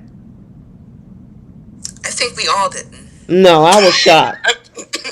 I know you probably saw my recap. I had a double take in that one. Girl, I rewind this twice when I saw that. When she said that, I was like, huh? I'm like, clearly there's a TV glitch. Yeah, she said it just rolled off her tongue. I actually agree with Adam on this one. I'm like, whoa. Hell froze over, for real. Oh, yeah. So do you think that we'll eventually see these siblings kind of start slowly working together now, since we saw a glimpse of them agreeing? If they do, it ain't gonna last too long. Yeah. But good for Nate. He got rid of that side part. He got some bass in his stuff. I was so happy for him. And Victoria knew better. She knew that this was a possibility for Nate to get fired. Nothing was ever permanent for that man. She used him as a sex toy that he was, same way Hope was using Thomas as a sex toy that he is. It was just mixing business with pleasure. It was only till the end that she started to catch feelings. Yeah, Pola Tink Tink. Okay. Which one? Yeah, exactly. There's multiple Tink Tinks on here. What did y'all think about Devon and Nate reconciling? I mean, obviously Lily had to talk him into it, Devon, and he just seemed like, okay, we need to get our family back together. I guess there is no other way to write Nate back into the Hamilton Winters fold, because he kept on saying he was so happy over at Newman Enterprises. Now that he's fired, now he's able to come over. I was surprised they wrote it that way, and it has been a long time coming for Devon and Nate to kind of make up. I mean, they both slept with each other's women. They both had power, money hungry moments. So I was happy to see them. I want them to be friends again. I miss that. Yeah, and I mean, the same woman that Devon punched him over, they're not even no longer in a relationship now. And then look like this woman that Nate threw Chancellor Window under the bus for, he ain't gonna be with her either. She's trying to get him back over at Newman. And I'm like, how you gonna do that? You just gonna supersede your father? Your daddy just said get out of here. And on top of that, what position would he be working in? The mailroom? Makes Adam's shop? And why would he want to work around them after this? Exactly. Nope. Like, I'm always going to be the low man on the totem pole, no matter what, because everybody else is related. And, after after Victor pulling that little scheme that he pulled, I wouldn't trust any of them. Mm-mm. That's why I'm like, just hire other people, other qualified people that you can keep tabs on and keep your family out of it. They all got enough money; they can get their own companies. Listen, Jenna asked, do she wonder if Nate could now file a sexual harassment charge against Victoria? No, they've already been out in public. They kind of came out Yeah. as a couple and everything, so no, Mm-hmm. it wouldn't benefit him any. Would y'all want him back with Elena? Nate? Mm-hmm. No, because I never really liked them together anyway because of how they got together. Oh, okay. I mean, most of these couples on these shows have got together over an affair. I mean, that's how. Isn't it how Devon and Elena got together? Wasn't it over an affair? Yes, she was with. They did? Wait, hold on. Let me think. I mean, which time? Because they went Somebody back. cheated. Wait, hold. That's how him and Hillary got together. But I thought him and Elena was an organic shit, not a. Okay. Because who did Elena date before Devon? Well, she came on to the show. This is after Hillary had passed. Okay, so maybe Right. initially when they got together, it wasn't cheating, but there was a lot of back and forth with cheating. Devon is a serial cheater. Yeah. Now he cheated with Elena after He Elena and Nate were together, and him and Amanda got together. right. And he cheated on her too twice Yeah. with the same female. No, two different females. Oh wow, two different ones. Forgot about Abby. See how easily we forget about Abby's. Yeah. There was just something about. I just didn't like it. That was his cousin. Not saying that Devon is innocent in anything that he's done in the past, but it don't make. I don't know. It didn't make what Nate and Elena did okay to me. Right. So I just didn't like how he banged his cousin's girl. I didn't like how they got together, so I never liked their relationship. What about the whole thing that it's something because there's another little storyline this week between Heather, Lucy, and Daniel, and the whole thing with her coming to town. Lily is kind of feeling some kind of way, and then all of a sudden he tried to romance her and made her feel secure today. Why does it feel like Daniel is trying to make it a big deal? It's almost as like because Lily is faking. Lily That's because Lily is faking. He know it. Her facial, she don't have a poker face. She was looking weird when she walked up in that room and saw them in there. So Daniel, I just think it's just dumb that it's an issue. Period. I mean, it's not like she's just back in town and it's just her. She's back in town, a place that she lived at before, with their daughter. But the thing is, Heather. So why is it an issue? Heather has already kind of gave some innuendos that she's interested in trying to rekindle. That happened about a month ago when Lily came to the GCAC and was standing at the door and she had her hand on top of Daniel's at the table. Remember that scene? Yeah, I remember that. And then she actually had a conversation with Heather, and Heather was kind of throwing little teeny darts. And so Lily is picking up on something. You know how their intuition is. She know that there's something not right about this situation. The daughter situation is fine. It's Heather. And Daniel also knows because of her body language. Lily, you can tell that she's not okay with this. She did the same thing with the Billy and Chelsea situation. Yep, exactly. So I guess I feel like instead of Daniel saying, "Are you okay with this? Are you really okay with her being here?" If Daniel knows that Heather wants to get back with him, then Daniel just needs to say to Lily, "You know what? I'm not a fool. I know what Heather wants. And I don't feel the same way. So I just want you to know that that's not an option for me." Instead of beating around the bush, are you sure you're okay with it? Does this not bother you? You know what I mean? Like just say what you got to say instead of asking her that question a million times. I think. Well, here's my question. So, what type of relationship does Lily and Daniel really have? Because I thought they were dating. I wasn't expecting it for be to be that serious to where she would even have a say as if it would make her uncomfortable or not. Because Heather's going to do what she wants to, and she can pursue Daniel. It's a matter of him pursuing her. Exactly. So unless they have like not established the direction that they're going in as a couple, then she really shouldn't have much to worry about.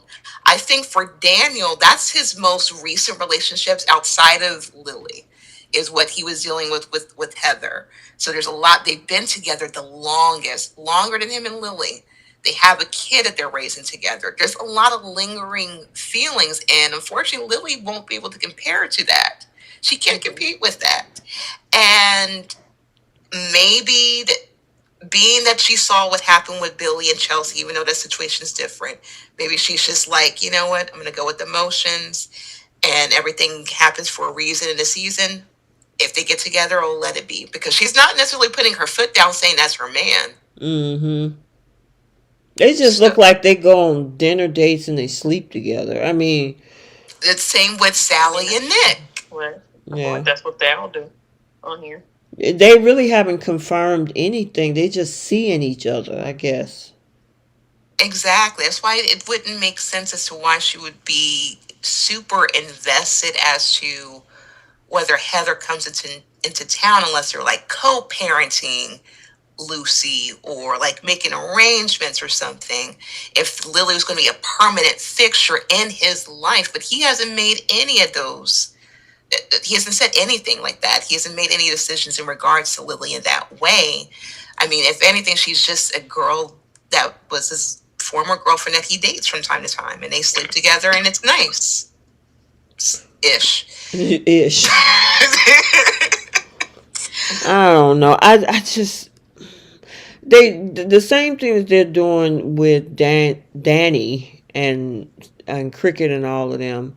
To me, is the same thing with this Lily and Daniel thing. And I know, Keisha wanted them, back together. It's just not interesting to me. They're not an interesting couple to me. I I don't know don't. that I would compare them to Cricket and Phyllis because Daniel is actually into Lily. Well, I'm talking about the fact that they're trying to rehash old loves. Yes, I'm and not. instead of something fresh and new and spicy, different. Yeah, that's what I'm saying. That why are you trying to rehash the whole day? She wore a hot dog costume on the beach, and he had on a mustard one. Okay, cool. They were cute back then as teenagers. It's just not clicking for me right now. Yeah, but who they would have? They didn't really have anybody else to put Lily with when they broke her up with Billy. I think I The only other man would honestly, have been Nick. I know a lot of people did not like Kane, but I honestly think that that's who she was a better fit with. I Couldn't stand. loved Kane. I couldn't stand Kane and Lily I, together. I I could not No, stand but that did man. you like the character himself? I didn't mind Kane himself, Because Kane was but I didn't like him gorgeous. with. I didn't like him with Lily. But he was he's a gorgeous man for sure. I didn't like him and Lily together though. I never liked them together. Was it because like she was like 18 and he was like already 30? I remember that because he got with her like fresh out of high school and everything. And I think he was like a bart. I know he was in his late 20s when they met, because there was like a thing about the huge age difference. So is it that or just the Um, lies? it wasn't the age difference. The lies bothered me, but also I felt like he had a very I guess I need to take it back when I say I like Kane outside of Lily, because I guess I didn't very much like his character, even if he wasn't with Lily, because he always felt like, especially with Billy, he always I felt like he always tried to put put Billy down, and it reminded me of the Nick and Adam situation, where the way Nick always talked down to Adam, I felt like Kane always tried to do that with Billy because Billy was, the loose cannon, the troublemaker or whatever of Jill's sons. And I put sons in air quotes because he's not really Jill's son. But, and I always felt like he tried to talk down on him. And it's like, you came into these people's lives as a liar. And you gonna have the nerve to stand here and try to lecture Billy about the stuff that he does. I think that's why Kane bothered me so much. Gotcha. Well, I don't know who else they would put with Lily. I mean, Nick and Adam were literally the only two other men that she could have been paired up with. You know who would have been perfect, and maybe one day they might do this. Carter. I feel Finn and Lily would have been a better fit. I just based off the types of guys that she likes, he would fit the aesthetic and the personality for her. You wouldn't put her with Carter? No. Why? Why not Carter? Because he's with me. Oh, I'm talking about for the show. Well, you didn't say that. Okay, for the show, I would put her with Finn. I feel he would fit her better than Carter would. Like Hillary and Carter, they would have been great together. But no, I can't see Lily with anyone else other than the guys that she's working with on the show. This is why crossovers are so important. I'm glad they kind of tested the waters with Esther. So let's get a couple more YNR characters over on B&B. But there's really not too many people you can put with Lily. She's they've written her into a box, if you will. Yeah. To do a little personality change like they did with her. Well, my thing is that, with Crystal Khalil, about to have her child, you know that something is probably going to go down between Daniel and Heather. So, what does that leave Lily back in this if Daniel and Heather rekindle? You know what I mean? She can't be mad. No, I'm saying where could they put her? Unless she just be by herself. That's what it looks like it's heading towards because there's nobody else available. Nope. I feel like she's going to go on to a trip to Europe pretty soon. She's about to. She's almost due, and I think something might end up. I don't think Heather and Daniel might cheat in that regard. I think she might see something that's a little too close to comfort, and Lily will leave. So, like, let's say, for example, because I think Lucy was talking about, not living in a hotel. Something tells me Heather and Lucy are going to be moving into Daniel's place, and that's going to be too close for comfort. That would be absolutely ridiculous. Yeah. Like, you guys would be okay for a month. Get out of here. I mean, Lucy, she's going to want to be underneath her dad, and some families do this though. She don't want to stay in a hotel. I understand Lucy, but your mama ain't about to move in with me. Well, here's my thing. You don't want to live in a hotel, then where the money at that you going to put? Since when these kids get to dictate stuff? It's only a month. Right. You can always come and spend a couple nights at your dad's house, but granted, Daniel did say he found a place. It won't be ready for a month or whatever, but you got a place. But what, you just going to force your way? Where Heather going to stay in the meantime? At the hotel. That's where you're going to stay. And as for, Lucy, okay, yeah, you got a room at your daddy's house. That's it. But all this other, man, come on. But being a soap, that they're going to some kind of way, I think, like Keisha said, Heather going to end up over there. Are Heather and Daniel, are they divorced? Are they? Or are they like Liam and Hope? I assume they were divorced because when she first came back, she was dating someone. She told Daniel that she was dating a coworker or something Oh, like wait a that. minute. Jenna said, isn't Danny living with Daniel a while? He sure is. Oh, so then they can fit Lucy and Heather over into that man's place. You Well, see, wait a so minute. If how many bedrooms this man got in this apartment? I mean, because Danny is staying there. Where Lucy's staying? You got a 2-3 bedroom apartment? that makes perfect sense. Danny has his room, Lucy has her room, and Heather will be in Daniel's room. Perfect. Bam. She said Heather would be in Daniel's room. I mean, if they're still married, if they are still legally married, Lily really has no say. She should be really reading the writings on the wall. Jenna said that they're not divorced yet. So, so Heather can go back and sleep with her own husband if she wanted to. We, well, I guess that's what Lily and Thomas get if they decide to do that. Yeah. Poor Thomas. We're gonna get to poor little Tink Tink in a Poor minute. little. Wait a minute. Thomas is not Tink Tink. That's Liam's title. You're right. You're right. Completely different strap. My apologies. I feel bad for Thomas. Tink Tink. It's a whole other. It's a whole other. He's a whole other prescription. But I really hope that eventually they kind of wrap up this thing with Lily and Daniel, because there's some scenes where I'll be like, oh, they're cute together, and there's some where I'm like, okay, I'll fast forward. I don't really see the same chemistry that they had when they were kids. If that makes Correct. sense. It's Yeah. different. Jenna said nobody can live anywhere until there's somebody decorate that place. He ain't got no furniture. He ain't got no lights. He ain't got.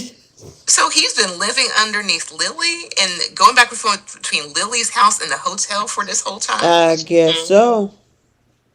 You know, I can't be mad at him because at least he's making effort. And I hope that when Sally decorates his place, she might try to get a place of her own Who, to Sally? decorate. Girl. Yeah. Girl.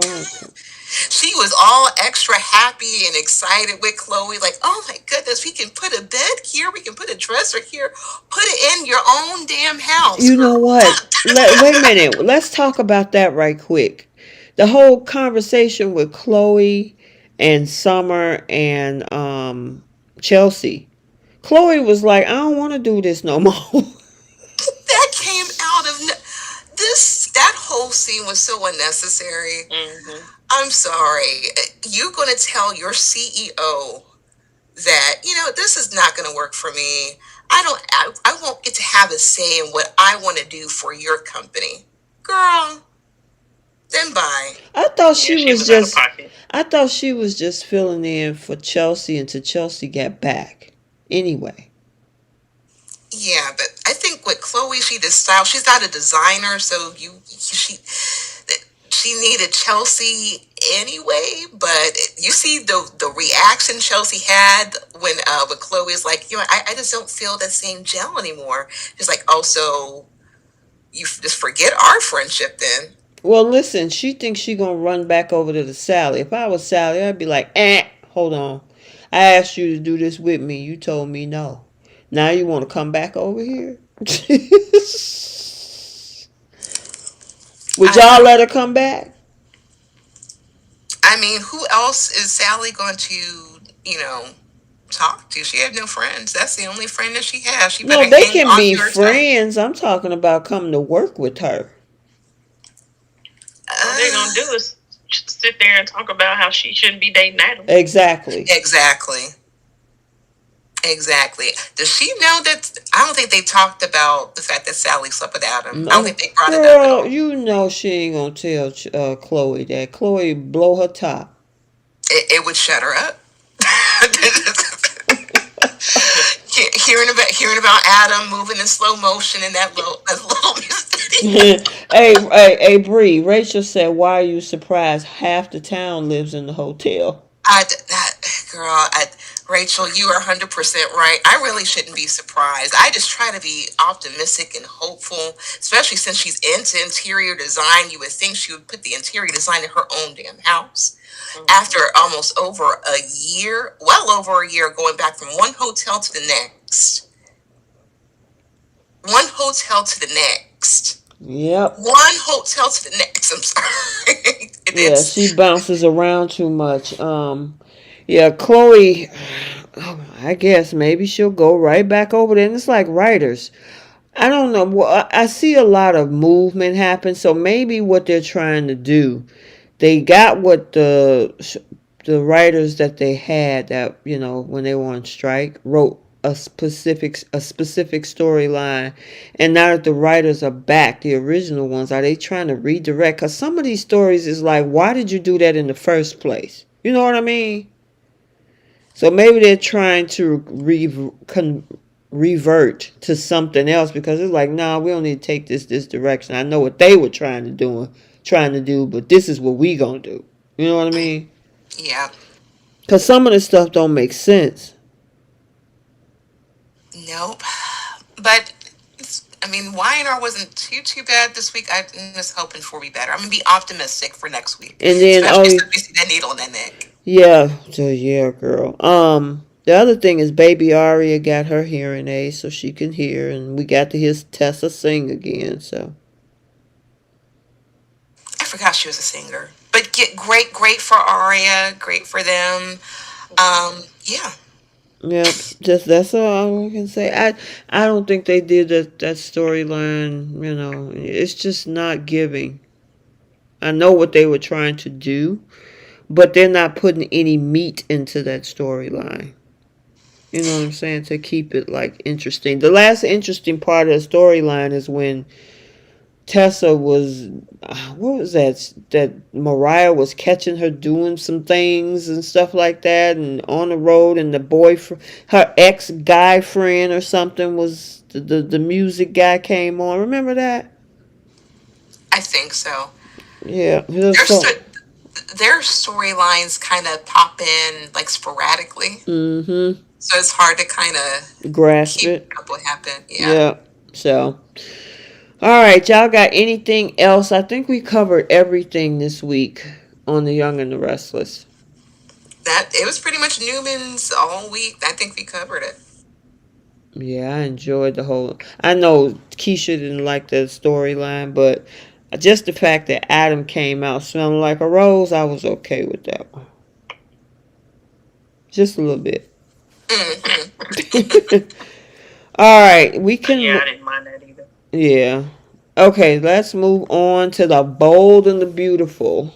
And before we do, as we are at the midway point, if you are new here, hit that subscribe button. If you like the content, and I know we had a few technical difficulties in the beginning and now we're back on track, make sure you hit that like button and, to let the algorithm know to share the content so other folks can hear the replay after we're done or even come on in while we're talking about bold. So, Instagram, X, which is used to be Twitter, TikTok, Threads, all of those platforms. I share stuff in the IG stories. I post clips and other videos on TikTok and stuff like that. So it's other platforms where we have stuff other than what we see on YouTube. So, okie dokie. All right, Sarite. Let us move into the bold and the beautiful. And I think the bold and beautiful was much more interesting this past week than the young and the restless, to say the least. Okay, so for the bold and the beautiful for the week of November 6th through the 10th, Steffi threatens Sheila and then punches her in the face. Donna takes Ridge to Dr. Colby, who confirms that there's nothing they can do to save Eric. Steffi is shocked when she walks in on a topless Thomas and Hope, and Taylor argues with Brooke and Ridge about their kid's stability. And then we had Hope gets in Steffi's face. Taylor warns Sheila her day of reckoning is coming, and Liam try to recruit Ridge into getting Steffi to dump Finn, and Lee orders Poppy to take Luna and leave. Let's start with Luna and Poppy. I'm so confused with this. First of all, these are beautiful women. Luna, Lee, Poppy, beautiful women. My goodness. That being said, why this storyline arc? I'm really confused. So Lee is upset at the fact that her sister was a 304 at Lee's hospital where she worked at and got herself caught up and got Lee in trouble. That could have been what, 10, 15, 20 years ago? Right. So why is that being brought up now? And much to like what everyone's saying is like, what does that have to do with Luna? Like, if you have an issue with her mother, that's one thing, but Luna, unless she's the product of Poppy's mistakes that affected Lee, then what's the issue? Yep. What you got, Keish? There's got to be more to it. There's no way that Lee hates Luna. Sorry, that Lee hates. I shouldn't say hate. Dislikes Luna as much as she does, just based on some affairs that her sister had 20 years ago. So I'm waiting for more information to come out because she has way too much venom for Poppy and Luna for that one situation to have been the issue that destroyed their relationship. And I'm like, and like Lee, I can understand you want to protect your family, but like you're trying to protect your family from a 304. I'm like, do you not know who your daughter-in-law is? Ooh. No, you didn't. Yeah. I'm sorry. I was stating facts. Well, here's my thing about this, because I was hoping we get a little bit more insight, because according to the sweeps, all things would be revealed, and maybe so. But even up to this point with the conversation that we heard today, Lee was like, I don't want you here to mess things up for Finn. How? By doing what? That don't make sense to me. I don't need you here. You know what happened by sleeping with the head of surgery at my job and blah, blah, blah. And I don't want you to bring yourself over here and mess up things for my daughter, my in-laws, or daughter-in-law's family. Girl, do you know who the Forresters and the Logans are? Yes. And I'm like, who could Poppy sleep with? I mean, it's not going to be Steffi. Brooke would lose her mind if Poppy were to go around Ridge. Brooke has nothing but grip strength around Ridge, and she. It's not like Poppy can go to Eric. Eric's got a lot he's dealing with. Thorne's not around. Thomas is wrapped up in Hope. So who could she go to? The only other option for Poppy to cause an issue would be maybe Bill. But once again, it's nowhere near adjacent to Steffi or Finn. So what's the issue? Girl, listen, if they talking about starting trouble and sleeping with folks and stuff, that room that they're standing in should have the stench of Hope and Thomas in there from the other day. So, I mean, come on. Stop with the nonsense. You didn't even originally wanted Finn to even be involved with the Forresters. Now you're like, oh, I don't want you to mess this up with the Forresters. Really? Exactly. As they say, stop the cap. And you would think the snake would be the one who was married to Finn. And there's no offense to Steffi. Oh, what was that? I think that's Keish. Sorry. Okay. Oh, you're fine. No, after everything that Steffi has put Finn through with her addiction, with the paternity test battle, now she got kisses that she's keeping secretly, you would think that would be the 304 you'd be worried about around your son and ruining what he has going on for him. Yeah, that whole storyline just doesn't make any sense, that she don't want them in town because of somebody she slept with years ago. And Okay.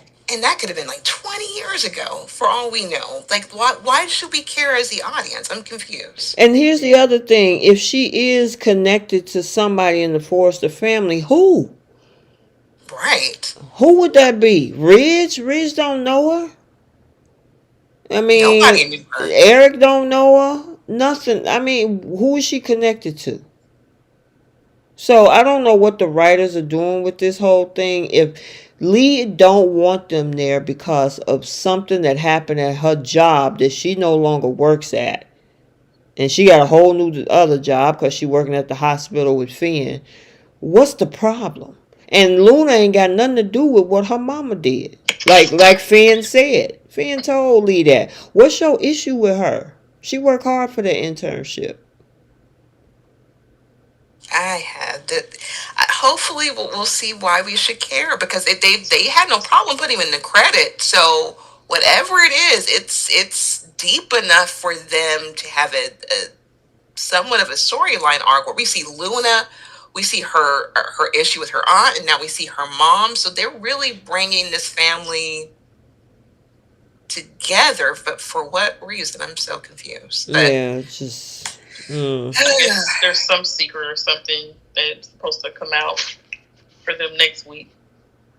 Well, I don't. Let me see, cause I have. Let me see. Hold on. Let me look at it. See if I see anything. Whatever the issue is, I need them to hurry up with it. But right. Listen, so Lee and Poppy confront decade-long emotions, escalating their feud. Luna motivates Poppy to confront Lee. That's on Tuesday. Luna faces nerves as Steffi invite RJ to dinner. Her and RJ to dinner. Yeah. You never really see RJ interact with Steffi or Thomas that much, mainly.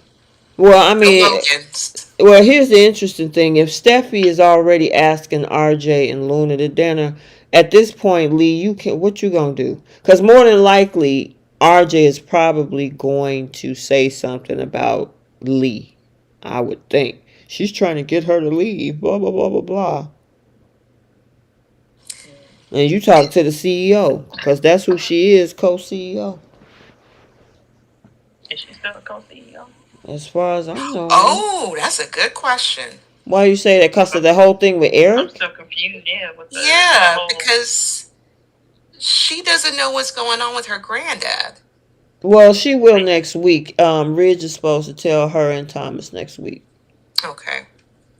That'd be good, because she so she wouldn't be co-CEO. So if something were to happen to Eric, that position resets, wouldn't it?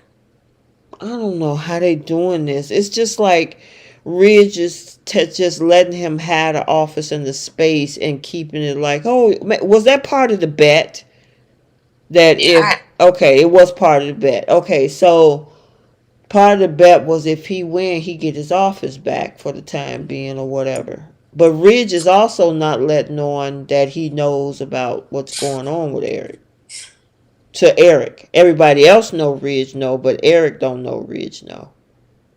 It's just odd to me that there's been no conversation with Steffi about how whatever this little bet that they had going on affects her position. Girl, like, is she still the co-CEO, or is Eric the sole title holder of that position now? Like, what's going on there? Well, Sonya Blade was terrified of Sheila, so she had to go to Europe. She got all this fighting training, and now she came to LA to confront her enemy. So she wasn't even focused nearly whatsoever on the fashion show. She was focused on Sheila. Yeah, okay, so let's go there. Let's go to that, because we done with Poppy and Lee, I guess, unless y'all got something else. But they didn't give us much. They didn't give us, yeah, we got that today. Exactly, it was today's episode. So the beginning of the week started out with Sheila telling Finn, I need to go confront, Steffi telling Finn, I need to go confront Sheila because I'm not afraid anymore, and LA is my town, and all this stuff. right? Yep. And then she punched her in the face. Yep. What y'all think about that? Uh, Once again, this was pointless. Okay, all right. You took off to a whole other country saying that you were terrified this woman's going to pop up in your house and she's going to do all this and that and the third to you guys. And granted, I understand she did try to unalive you both. I get it. But now you come into town, you want to pop up and you want to poke the bear now? The very bear that you ran away from, you ran to put several countries between you and that bear. Now you want to go and pop up and tap and punch the bear. And that bear didn't do nothing to you. She was minding her own business and free because of your dad and because of Bill. And Deacon. And Deacon. Yep. So what are you mad for? What were you mad to begin with? And why you left your husband and he had to plead his whole intelligence, his sanity, everything because you left. And now all of a sudden you're good now and you're not afraid you can come back home. Girl, please. Well, this whole storyline has been written terribly because, first of all, because of what they had Sheila do to begin with. They had her do the most extreme thing, which was attempted murder.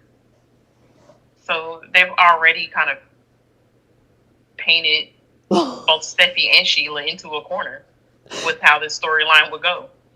So they didn't, Steffi got shot. She was tough as, excuse me, tough as nails before that. She got shot. Now she's scared. They had to make up some story to put her on maternity leave, so she leaves the country because she's terrified of Sheila.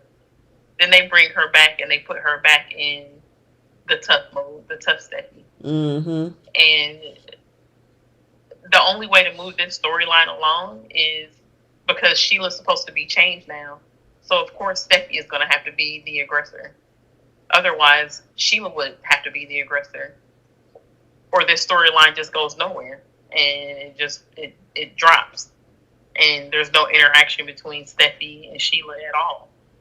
So it was extremely stupid for her to go to Sheila's house and do what she did, but there was no other way, in my opinion. There was no other way for the storyline to go. Hey, Bree. Uh-huh. Rachel said there's now two poppies, Luna Mama and Pinecone. Oh, I love that. I love that. And she said, "Wait a minute, can we stop for a moment and tell when Lee called her Penelope? She said that ain't my name. My name is Poppy." She said, "No, your name is Penelope." I'm like, what? So that makes me wonder, why did she change her name? I mean, maybe that name was ran down too much. Because initially I thought it was a nickname until the episode today. But wouldn't Poppy be nickname Short of Penelope? Yeah. That's what I was saying. I thought it was a nickname, but the way that Poppy reacted, she was like, basically, don't call me that. My name is Poppy. Oh, like she doesn't identify it. What'd you say? Like she doesn't identify with being a Penelope. It's like she created a whole identity for herself. Right. See, sounds like some 304 activity. You want to run away from what you did before. Like I don't want to remember who Penelope was. I'm Poppy today. I'm innocent. Mm-hmm. Slate clean. That is too funny. She said it's Pinecone Poppy and Penelope Poppy. Okay, cool. Love that. I love that, Rachel. Back to the punch at hand. I mean, that would have been assault, unfortunately, or fortunately or unfortunately, depending on how you look at it. But she didn't respond, and I think Steffi was hoping for that. Do y'all think she did that to provoke, just like Lee did? Yes, I think they were trying to find any way to try to put this woman in jail when she was already in jail a year ago. Mm-hmm. So they were trying to bait her. They were trying to provoke her. Gotcha. What you think, Keish? Uh-oh, she got a little cough over Sorry. there. What you think, Keish? I think Lee was trying to provoke her. I think Steffi was genuinely angry. Mm. And I mean, all you see is Finn and Deacon just standing back looking crazy. I'm like, Deacon, can you stop people from coming up in your house? Right. And this is the other thing I'm still upset with. This man has a whole restaurant. And why is he still in this tiny apartment? I know. I mean, I wish they would move him along. and the fact that Sheila was like, look, I had to give this place a feminine touch. Give him a new place. Give him a place. Get him out the studio. Girl, wait a minute. Uh, ladies, do it look like Sheila's in her soft girl era? When I listened to that review recap, that made me laugh so hard. This is exactly what this is. I mean, she's over there playing housemaker and getting the house together, and she cooking and cleaning and doing her thing, and meeting him at the door, and he come in all surprised and whatnot. And I'm like, look at Sheila. She's trying to put a soft girl air on. How long is that gonna last? Is the question.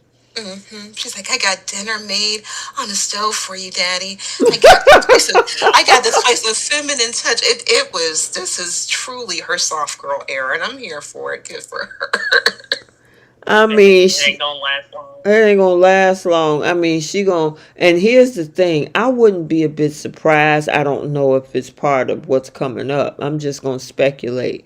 The moment that there's a hint of jealousy, because right now, Deacon is carrying her emotions. She's not carrying them. Deacon is. Okay. The moment Deacon's attention is diverted, just say Brooke happened to show up at the restaurant, and Brooke is being Brooke, and Sheila see that as a threat to her relationship, all bets are going to be off. Yeah.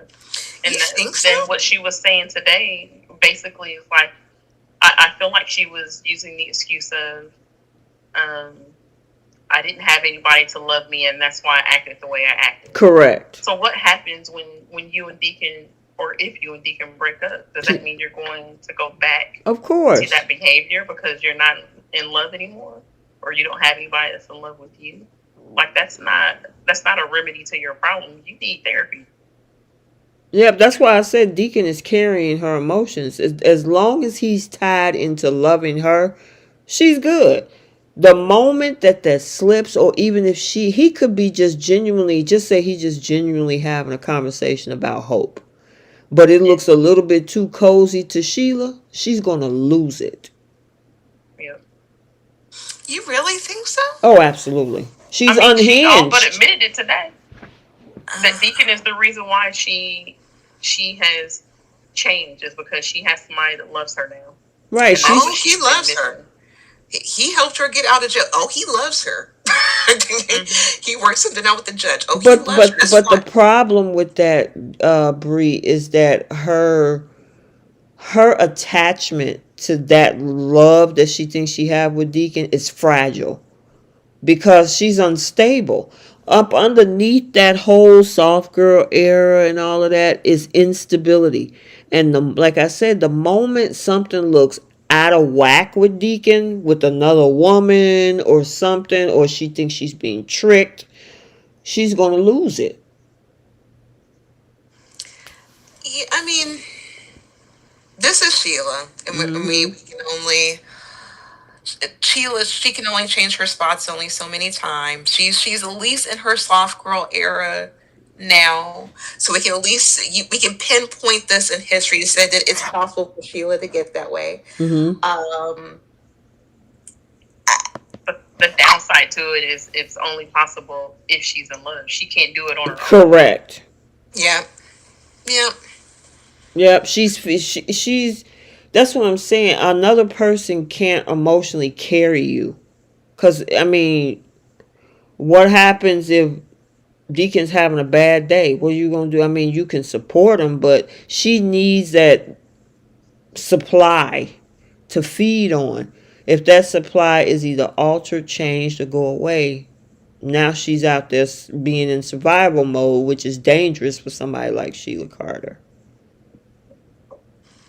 I mean, all she has to rely on really is herself, and it's more so like a soul survivor mentality where she's happy to have that love and affection. She's never had that really before. Well, I guess with Eric she did, but with Deacon, with that un what's the term I'm looking for? Unconditional sort of love. He pulled her out of jail.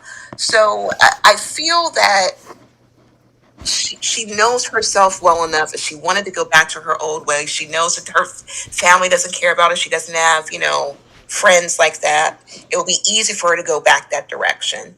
And she knows she can fall into that role quickly. But I think she's really going to try to put effort into this. At least she kept bringing up the fact that, hey, he could lose his relationship with his daughter permanently. He cannot have, a relationship with his grandkids. She may not really have a relationship with Finn. But she looks at that list. Hey, you looked out for me. I'm gonna look out for you. I'm gonna take care of you. I'm going to be in full soft girl era and keep my mouth shut. Because Phyllis had plenty of opportunities to go off on Lee and Steffi, Yeah, yeah, and and she then chose Taylor her man. came over there too. Go ahead, what you say? And she chose her man, and that was really annoying this week. Out of all the scenes we could have seen Taylor in, why did she have to come over? Yeah, that was dumb. What was the purpose of that? It's like what? You're not threatening to say your day of reckoning is coming. Okay, and from who? You? It's just like the hollow threats Nikki threw toward Adam. It's like okay, and Yeah, it's just empty at this point, but I'm proud of Sheila's soft girl air. It is nice to see Michael Myers kind of soften a little bit. You got anything else, Keish? No. Yeah, she punched her I mean, out. it's only so much we can get with Sheila right now. This is what I feel like. This is what they should have done with her in the beginning when she first came back. Because now it's like I don't know. I don't where else are they going to go with her? Exactly, because none of the characters are going to give her a shot. I mean, they had a missed opportunity with Taylor. I wish they kind of kept that going, but I think especially after Sheila saved Taylor from dangling off of that building, they could have kept that going a little bit, but you're right. Like what else? Like how can they write her? It's not like she's going to be invited to the holidays. Well, it was even at that point it had already been ruined because wasn't that after she shot Steffy and Finn? Yep.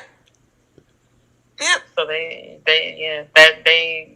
that relationship definitely wasn't going to last because that information was going to come out. Mm-hmm. It's that I wish they would have just kept it at what she did to Brooke, which was the label switch.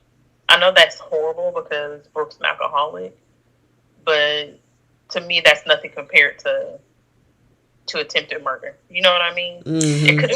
It could have been little antics like that, and it still would have been possible for Sheila to have a reasonable storyline on here and possible relationships with other characters. Yeah, especially Finn, her own son. This is the only child that she has on the show, but. If they had just, if Sheila had just shot Steffi and not Finn, then maybe they could have opened it. There would have been many ways for them to open a door for Sheila to have other relationships outside of Deacon, and they did miss it. I feel that they can try to make it up a little bit. I mean, because I feel like the holiday times, they magically make things happen. They make fetch happen, and they might try to squeeze her in. I don't know, but I'm hopefully 2024 will get something completely different with Sheila and her soft girl era. Maybe she might get a friend. I think had they made the shooting somewhat accidental. Let's say, I don't You know, talking about the shooting of Steffi or the shooting of Finn? Because Finn was accidental. Steffi. Okay. But because they had her stand over her and point blank shoot her, that just, even if it was only Steffi that she shot, like you point blank shot her and your intention was to kill her. It just, it makes it difficult for, in my opinion, for a character to come back from that and develop any kind of relationship with your son who is married to her or anybody in Steffi's family. You know what I mean? Mm-hmm. And now all they can do is give her a character that is also on the outside of that family. I agree with you, Myra. In the comment section, what if Poppy and Sheila become friends? That's the only one who doesn't know what Sheila's done, and the only person that she hasn't really attacked. That could work. Poppy's an outsider in her own family as it is, and Sheila, she doesn't have a Ooh, family. you know Leah hit the roof. That would cause issues for Steffi, Finn, and the Forsters. Okay, Myra. You giving writers some storyline ideas. We know they listen. Just never to our ideas. Yeah. All right, let's move on from Sheila. Let's talk about this whole thing with Dr. Kobe. Who said that? Love seeing Dr. Kobe. What did you say? I love seeing Dr. Kobe. Yeah, he's a nice guy. I forgot to tell you, you wasn't on the live the other day, were you? No, I was on it. I heard you. Oh, okay. Yeah, so Yeah. you found out about it. Yeah, he seemed to be pretty cool. So Ridge and Brooke and Donna and all of them were demanding answers that they didn't get. Now, what did you think about that whole thing? Do you think they don't know, or he didn't tell them because of privacy issues? That was my other question. I was surprised they were all able to just walk in and ask about this man's information. I can see Ridge asking, but Donna's not his wife. Right. And Brooke, she far bottom at the bottom of the totem pole. But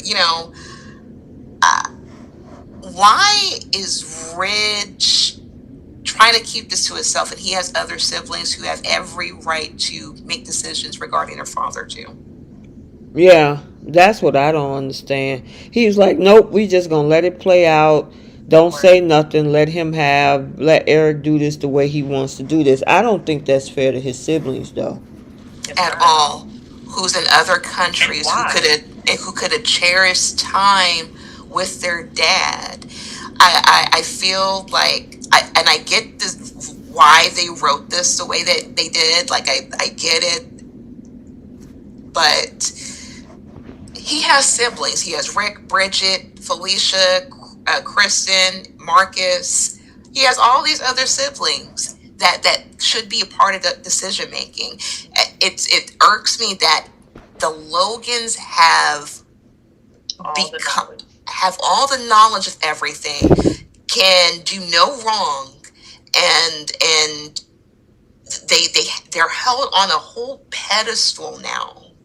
Mm-hmm. And it's that's the only part that I don't like about this show. And I love B&B, I love my soaps, but this is the only part I don't like about it. It's like they completely disregard the other characters that we've invested into. It's like, why does Rich have siblings if you're not going to mention them, especially when it comes to a whole family matter? Mm-hmm. And their father is dying. Yeah, I agree with you. It's like because Brooke was like, you need to talk to. He was like, no, we ain't doing that. We just ain't gonna say nothing. Oh, okay. Let's see how that work out. Because I would be pissed. Get the logic behind that. Yeah, that's stupid. It's very stupid. So, and then the other thing, going back to him giving the information. Now, somebody was saying, I think that was DeJuan, and I've heard this speculation before about whether or not he's being poisoned or something. So I don't know. I mean, we still don't know about his contract or anything like that. So the way it looked like he's on his way out. So Yeah, I feel confident in that they would not do this to this man if he was coming back and all of a sudden there's a whole new storyline arc and Eric is healthy and he's taking over the company. It's like there's not too much you can go from that, and it makes more sense for the actor to leave the show if that's what he wanted to do. I mean, they've written it in a way that it makes sense, especially since he has a diagnosis that we still don't know, but we know he's dying in less than a couple of months, and yeah. no other doctor opinions. Janine Holmes. So what she don't understand is why they didn't get a second opinion. One doctor is supposed to know everything, and it's doctors all through that family. Yeah. Right. I mean, you got Bridget. You got, I mean, the in-laws to the family. You got Finn, Lee. Somebody they're But they don't want to tell anybody. They don't want. That's crazy to me. That would require them actually telling other people in the family that information, which I guess they're going to do next week. Well, they're going to tell Steffy Liam and Steffy. I wouldn't be a bit surprised. Steffy tell her husband, "Is there anything you can do for my granddad?" Oh, Finn would move into action with the quickness. Absolutely. Yeah. And it's also odd to me the way, I guess, I don't know, the way Brooke is reacting. Because it's almost as if she hasn't known Eric for more than half of her life and that she doesn't have 2 kids with him. And it feels like, and I know this is Bridget's father, like, of course, you know, it's a little more for him, but she was still a big part of Eric's life too. And it feels like, it feels like she's just there to support Ridge and that this has no effect on her. You know what I mean? Mm-hmm. I see what you're talking about. Yep. So, I guess we'll see. Either he's gonna have a misdiagnosis, a miraculous, cure. If they do a misdiagnosis. Yeah. Or he's on his way out. So John McCook or whatever. So I don't know. We have to see. I don't like this storyline. I usually skip through it. So I don't like it because it's boring, not because I feel bad for Aaron. Well, I just don't like medical storylines. I just that's why I never could get into programs like ER and some of these other stuff. It's just I don't like medical storylines. I used to watch ER. Never missed an episode. I used to love Mekhi Phifer on the show. Yes. Oh my God, the way that he died on that show. Yeah, I was heartbroken. But I didn't mind the Eric storyline. I just wish there was just so many different ways they could have written it. And I hate when they have major medical storylines, and we know that these characters have families. We've seen, like, we were able to see them on the screen, and we we want to get their reaction to what's happening to this major character, and it would really upset me if only the other characters on the show are the ones who know, and none of his real family knows. Yeah. The medical storylines don't bother me either. It has to be written a certain way. What'd you say? It has to be written a certain way. Like, if it's a major medical story, just bring all the make it a story, make it a full blown story, and then send them off correctly. I just felt no connection to the storyline. I had no sympathy for Eric. None of these things have touched me. Not even the scene when Ridge found out what was really going on. I just feel nothing for it. And I don't know if it's because I don't particularly care too much for Eric as a character. Or maybe just the way that he's been acting these past few months with the competition between him and Ridge, where I feel like he's just been extra assholey. I don't know. Mm. There's just there has been nothing that has happened in this storyline that has made me tear up or feel bad or sad. It just isn't. I mean, it's sad that the actor is possibly leaving the show because he's been part of the show from the beginning. Like the real life part of that is sad, but this storyline, just it's just meh to me. And Man, that's one I thing I kind of about fast forward through it. that's one thing about Keisha. She said with a chest. She didn't cut no corners. She's like, I don't feel anything whatsoever. I don't get The any stapler tears. thing last week was cute when we Mm. found out it was the stapler that Stephanie gave him. But other than that, yeah, Okay. that's ours. Yeah, I don't, like I say, it's not per se that it's boring to me. I don't watch like ER Grey's Anatomy and all this stuff and people in the hospital sick with all this stuff going. I just nah, it's just bad energy for me. But yeah, so there's some people in the comment sections. I think who is that? David Hall.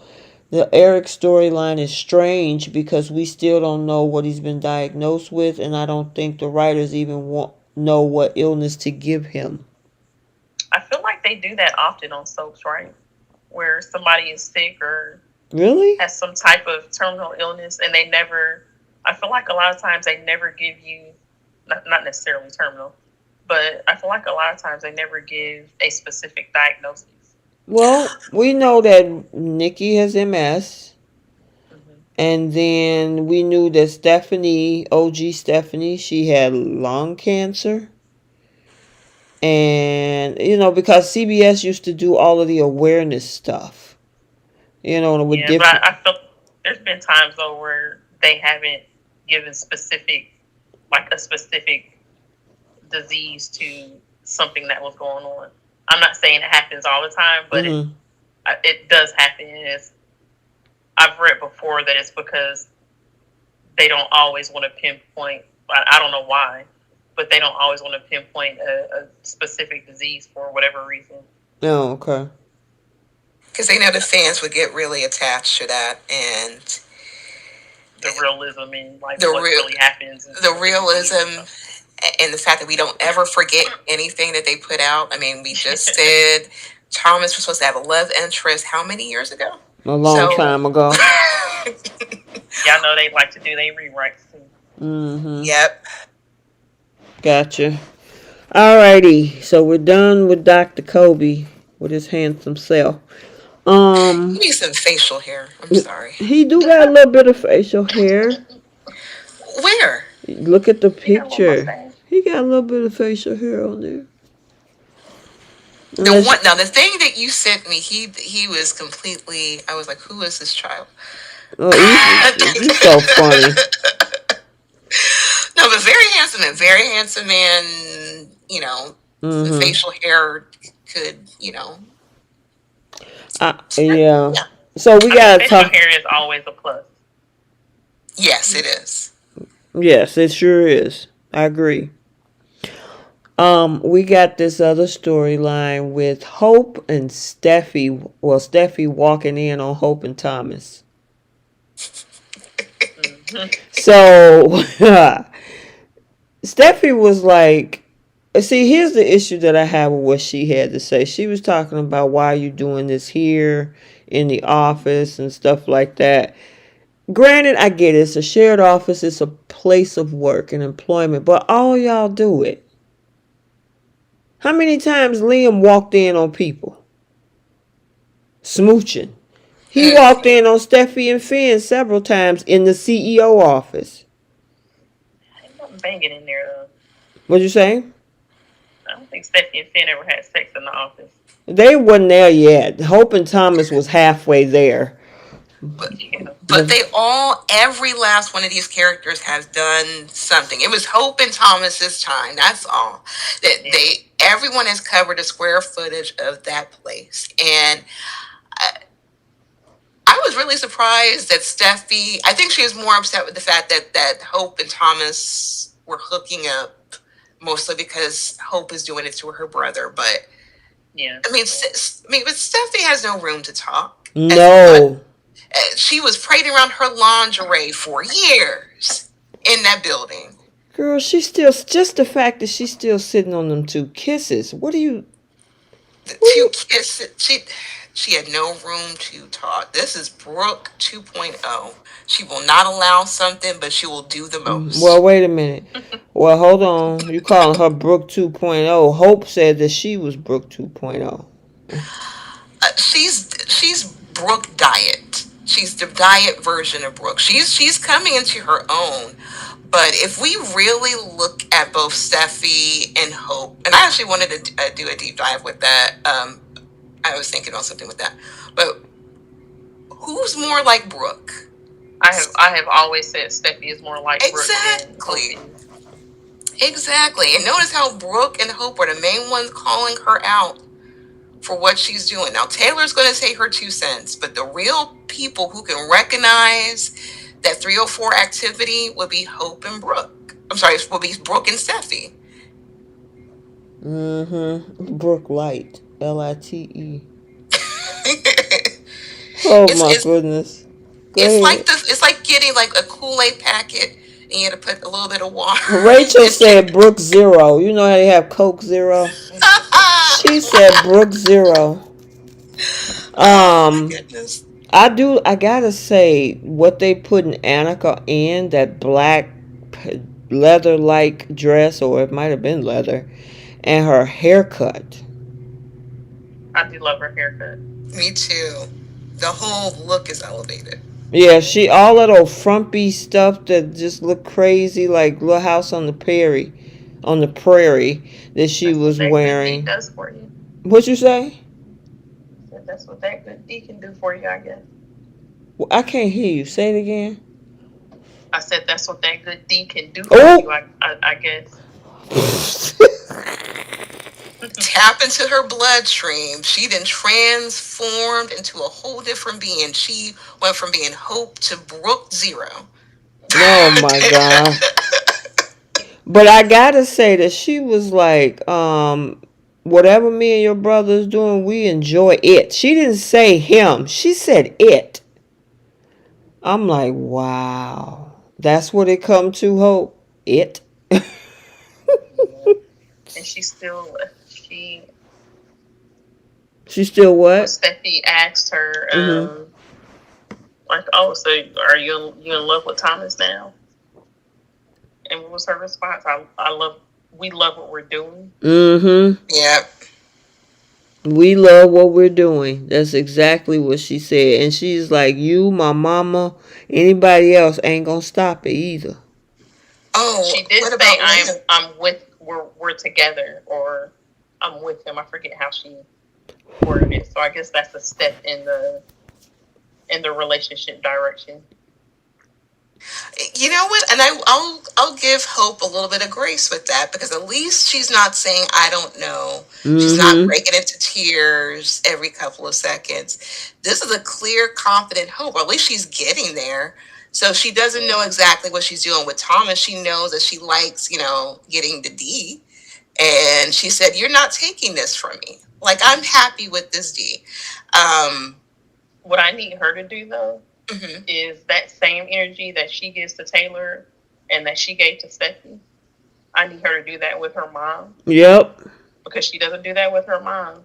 And when Liam confronts or finds out or however it happens next week, she better have that same energy with him.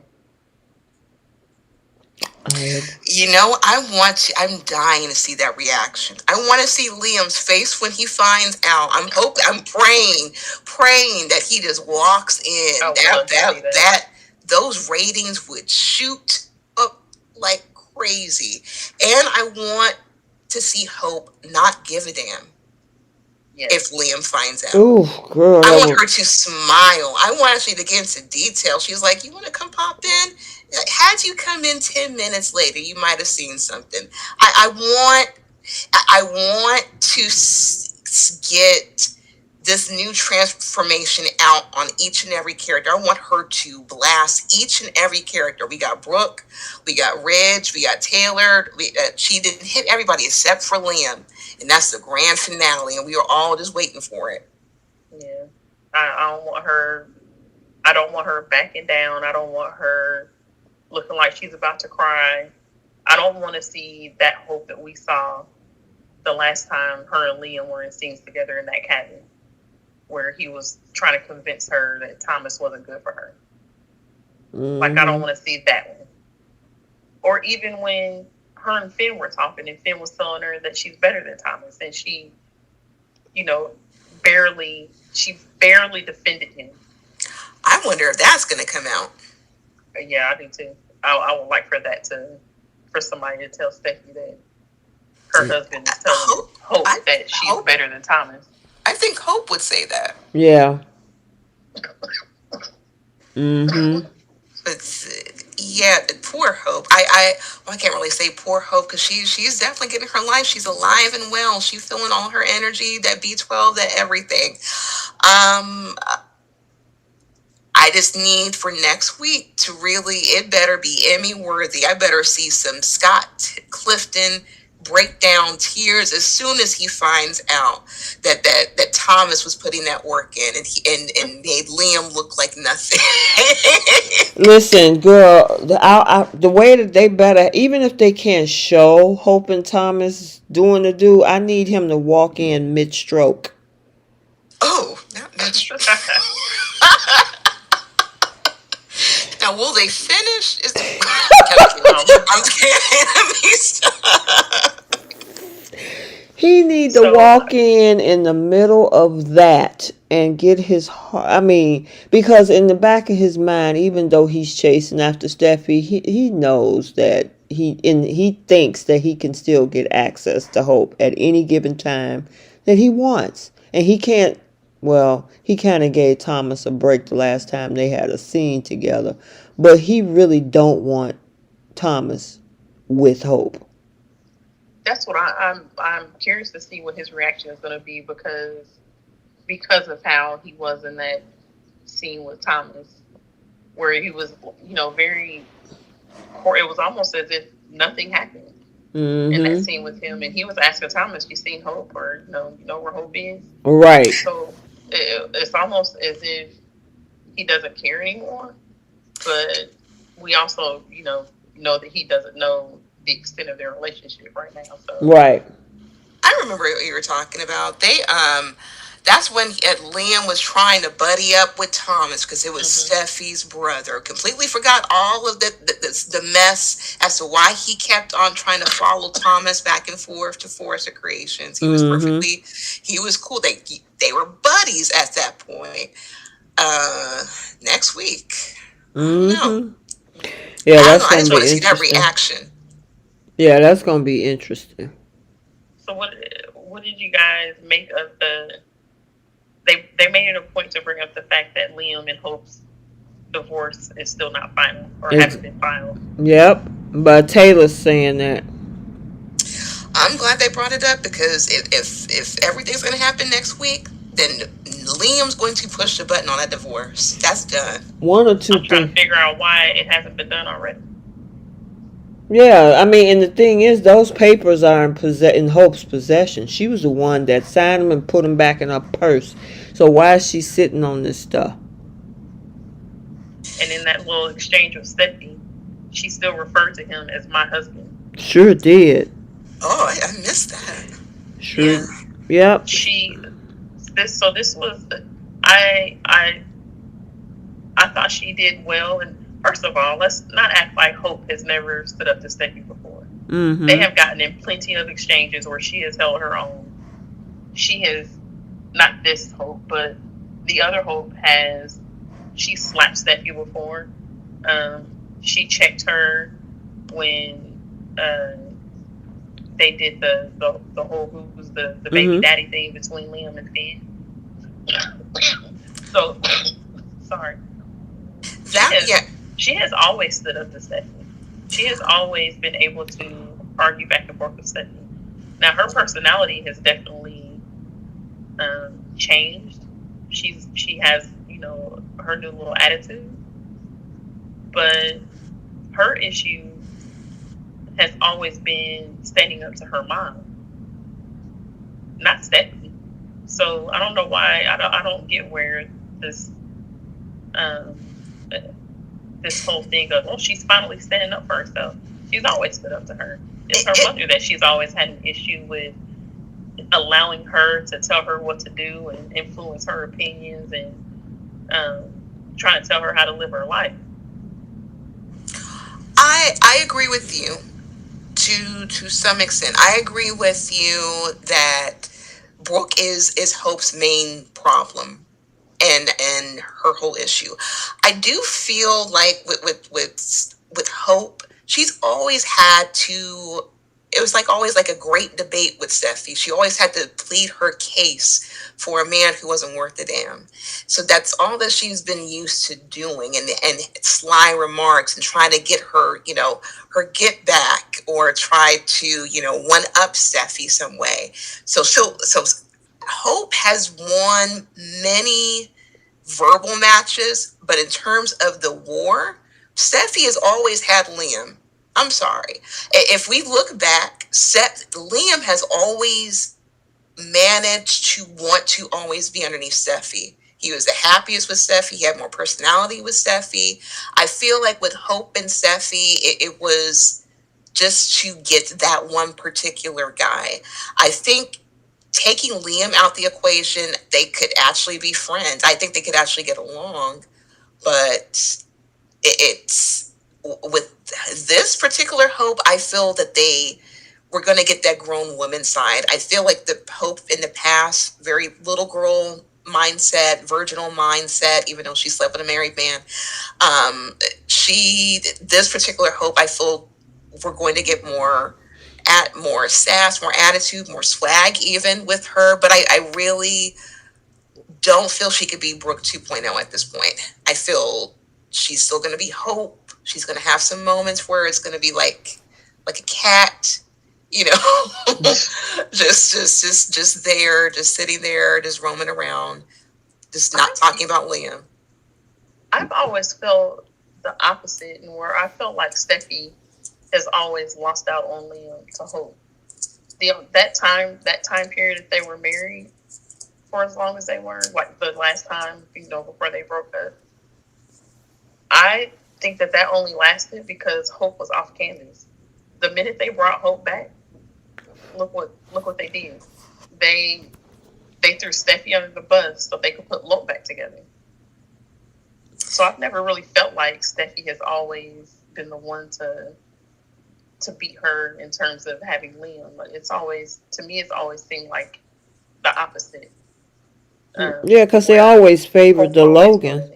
Yeah, they always favored the Logans, it seemed, on the show. So, and that's why this whole little proclamation from Liam just feels so unrealistic to me, because there were a couple of chances between the time that Hope came back on canvas and before she married Finn that he could have had Steffi, and he chose to be with Hope. He chose to marry Hope. Twice since she's been back. Right. So it's always been Steffi for me. I've always loved her. He was just looking for an out. Like he had a couple of outs with Hope, and he didn't choose Steffi. So I don't. That's why. This is. There's no way. There's no way she should even be thinking about this man the way that he left her last time, which pregnant, dragging on the ground while he on the way out. Well, I hope, or not hope, Liam gets on my nerves, but I kind of get it. She slept with his dad. Yeah, I was about to say that's as a reason to leave. I can't really be mad at him for that. I mean, it was kind of dirty considering she was pregnant, but I can. How angry would you be knowing that your significant other slept with your parent? Yeah, that's true. I mean, she's had the whole trifecta. She had Liam, Wyatt, and the dad. Oh goodness. So that would Like Brooke. that's. Well, no, Brooke hasn't had the Spencer boys yet. She No, I'm hasn't. talking about just as far as the brothers and the father. Oh yeah, Yep. yeah. That's Brooke's MO. Yep. See, So, so back to the whole thing where with Hope and Steffi in the office. You think that Hope gave as good as she got?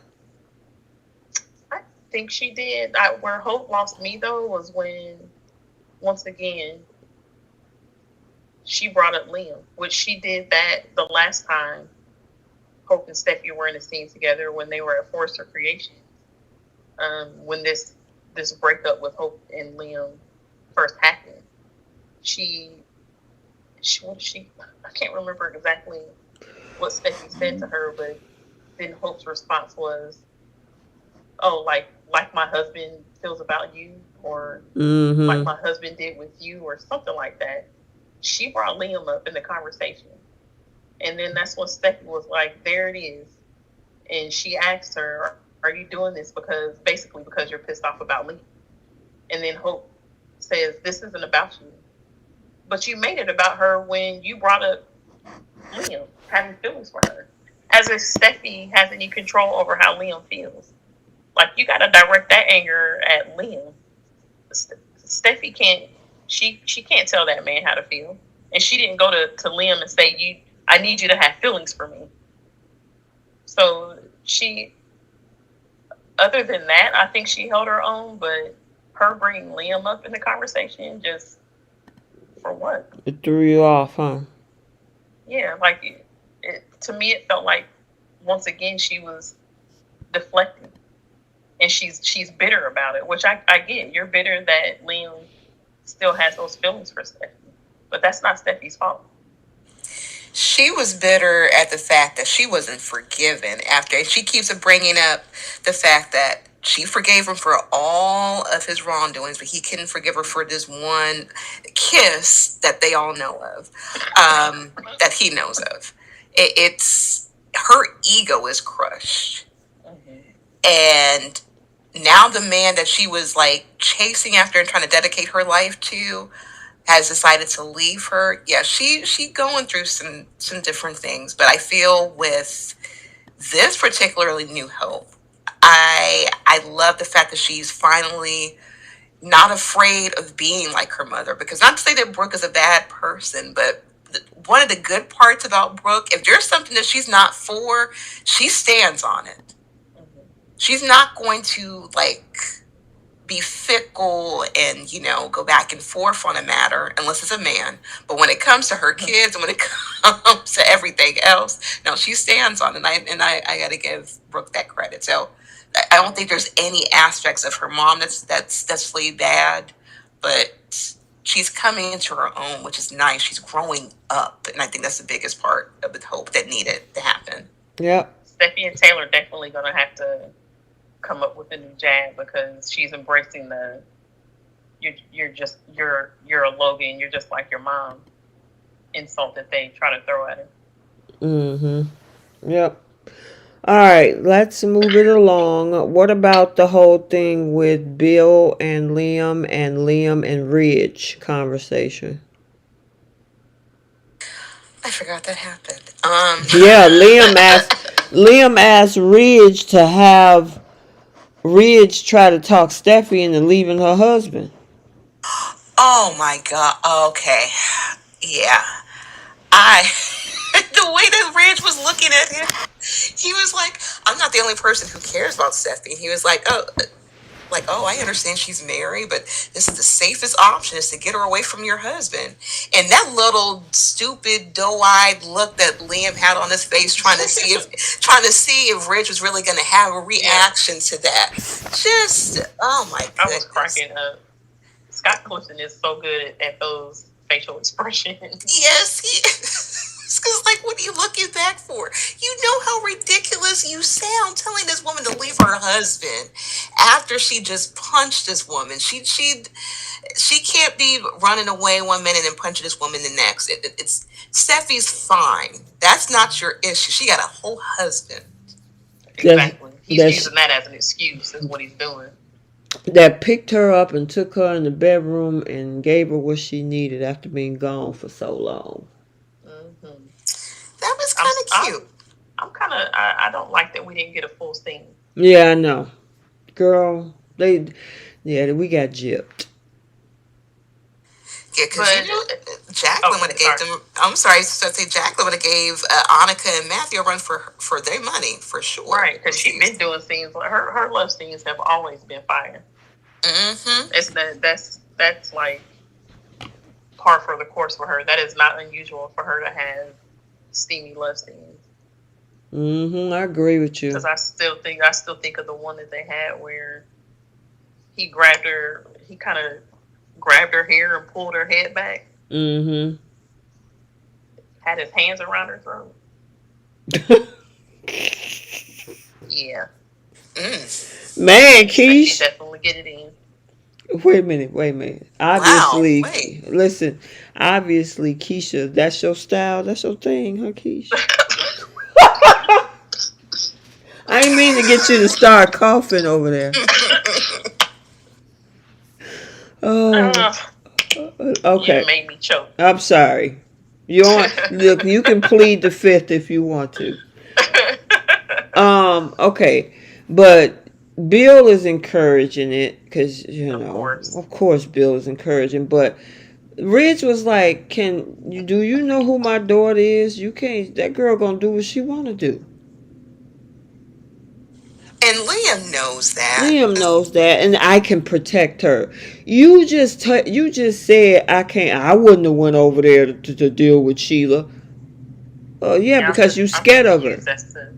What you saying? I'm confused on how Liam feels like he can protect her more than Finn. Girl. Also, there's still hate. He completely forgot about Hay. Yeah. And So Beth. Sheila in particular has said that she wants to be part of Hayes' life. So just because if Steffy and Finn break up, she's still gonna try to be a part of that little boy's life. Exactly, dumb. He's stupid. He thinking. He's like, get Finn out of the way so I can be with you, and then that's gonna solve the problem. Right. No, that's how you know it's not about Sheila. Exactly. And you know what else is a reason that it's not about Sheila? Because guess what? Deacon is Beth's grandfather, who's also with Sheila. You're not saying anything about that. Ain't nobody giving Deacon the same smoke that Finn is getting. Thank you. And no one's saying that Hope is in danger, especially since that's going to be her new mother-in-law. Right. Yep. And a grandmother to Beth. So, are you concerned with safety for both of your families, or you want to be underneath Steffi so bad? I'll be right back, lady. Oh, no problem. So Liam B. And the thing is, I love Scott Clifton. I think he's a very cute guy, very sweet. I saw his commentary and everything. But when he plays this character, it's hard not to be annoyed with Liam. It's really hard not to. It's especially when the way he goes back and forth with his women. Mm-hmm. I really feel that Steffi brings a lot of the fun, exciting aspects of it. But other than that, this is Liam going to be annoying and going to want to desperately try to be Mr. Celia Girl and try to take somebody else's woman because he can never approach one the proper way. I don't know what to say regarding Liam. It's just so much fun to make fun of him each and every week. And he never disappoints. He gives me a reason to come at him. Thank you. Jay Money is in the chat. Hey, Jay. He said he came in just when the conversation was getting a little freaky. That's when Keisha was talking about the hand on the neck thing. Oh, yeah. He missed that whole thing there. But it's okay. You can get your replay. Yeah. And then little puke waffle boy had decided to show up at Steffi to stake his claim, saying, "I need you to leave your husband and get back with me." Are you serious? Can we go back for a second? When Liam came to the door, Steffi was in the kitchen. He was like, "It's me." The look on Steffi's face. Exactly. She like, oh Lord. Like, damn. And then she came to the door with that fake smile. She tired of him. These women are tired of him. And the thing is, if there's no way for him to go back to Hope after everything that Thomas was doing to her. Steffi made it clear that she's not afraid of Sheila. She's perfectly fine with Finn being up underneath her.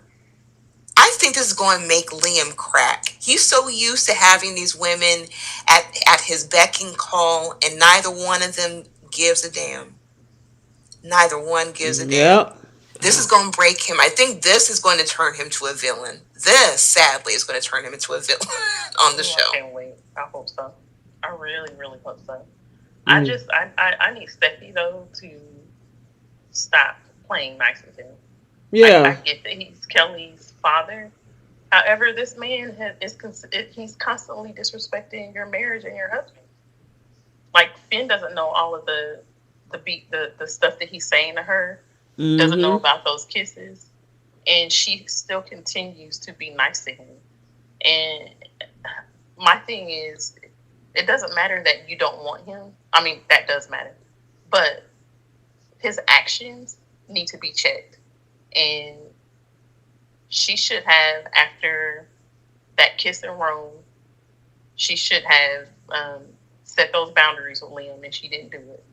After that second kiss, she should have cussed him out, and she should have told her husband, and she didn't do it. He kissed her a third time, and she still ain't said nothing to anybody, and she's still being nice to him. Like, you're completely disrespecting your husband. You're disregarding those feelings that Finn has towards Liam, because he knows that Liam, well, I don't think he knows for sure, but he's got the indication that Liam wants to get back with Steffi, and he's expressed that to her, and she still has not told Liam, like, look, I want us to have a good co-parenting relationship, but you didn't cross the line more than once, and I need you to stop. The only time we're going to communicate is if it's about Kelly, because you can't seem to keep your feelings and your emotions in check when it comes to me. But she just lets him carry on. And it doesn't matter that she isn't reciprocating it. What matters is that Liam is not respecting your husband. He's not respecting what you've asked him to stop doing, and he's doing it anyway. Right. And she just still being nice to this man. Exactly. She's not setting boundaries with this man to say, look, if you come over here to bring the little toy over for Kelly and blah, blah, blah, okay, cool. That toy that she could have waited for. Exactly. He could have. The girl was going to come back over his house anyway. Right. The next day, talking about she couldn't sleep without it. That girl got a whole bunch of toys over there. The thing is that she got to set boundaries with this man, and she's smiling and all this stuff. Oh, anytime you can come in. Man, no, you can't. You got a whole husband up in here. You got a whole husband, and Finn got a problem with that dude. Yep. He do. This would be a perfect time for Sheila to be lurking. Not to attack, but if they bring up them kisses in conversation, Sheila could hear right at this point. And you know what I need Finn to do when that comes out, or if it comes out? I need him to cuss Steffi out. Wait a minute. And I need him to... Did you just say what I think you just said? Y'all act like I don't have smoke for Steffi when she does dumb stuff. I'm messing with you. I love Steffi. She will always be my favorite character. Listen, she always talk about how that's my girl. That's my girl. Go ahead. She is. But that don't mean that I can't call her out. Yeah, you can hold her accountable. I like when Finn gets spicy. Mm-hmm. And I would love to see him cuss her out and leave. Because Steffi needs to feel the threat of Finn leaving her. Because he, right now, it seems like Finn will just take anything from her, and she can just do anything, and he'll still be there. Like he needs to. There, it needs to be a situation where he is pissed off because once again Liam has crossed the line, and she's allowed it, and he needs to tell her, I'm not doing this anymore. I can't do this no more, and he leaves.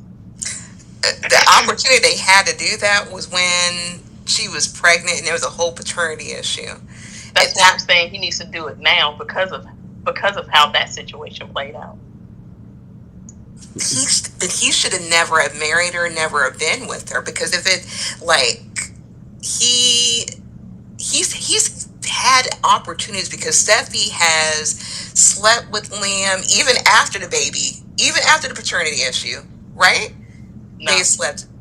No, they had that one night stand after the mannequin thing, and that was it. Yeah, see, exactly.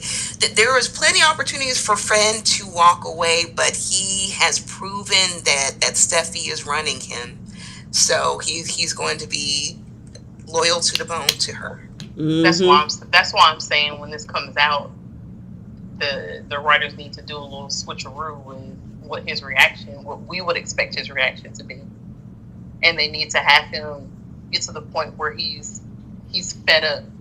He gave her the chance with the paternity thing. There's been other little things, not anything to do with cheating, but just I think in the very beginning of their relationship, or when they got engaged, I can't remember what it was. That darn picture she kept up there all that time when they was dating. Just you remember that picture? Yeah. Liam, having his opinion of them dating in the first place. Right. But there's been times here and there where Finn has expressed his issues with Liam. Mm-hmm. And this would be the perfect way for him to express that he's fed up with it, because he has allowed, things to happen. He has allowed their friendship. He forgave her when she cheated. And he finds out about these 2 kisses that she didn't tell him about. Mm-hmm. And this is I'm fed up with it, and I'm done. And she has that threat of losing him. Do you think she would? She's never had a threat of losing him. Do you think she'll go right back to Liam if Finn leaves? I don't think it would be a situation where she just goes right back to Liam. I think she'll be in the position that Liam has always been in all these years between her and Hope, where she's trying to figure out which direction she wants to go. Gotcha. So I don't think it'll be an automatic, well, let me just go back over here to Liam and start this back up again. Mm-hmm. Gotcha. Okay. Oh, Lord. It's after 10 o'clock. All right. Y'all got anything else I think we covered all of them. We talked about Sheila. We talked about Liam, Ridge, and Bill. We didn't talk about the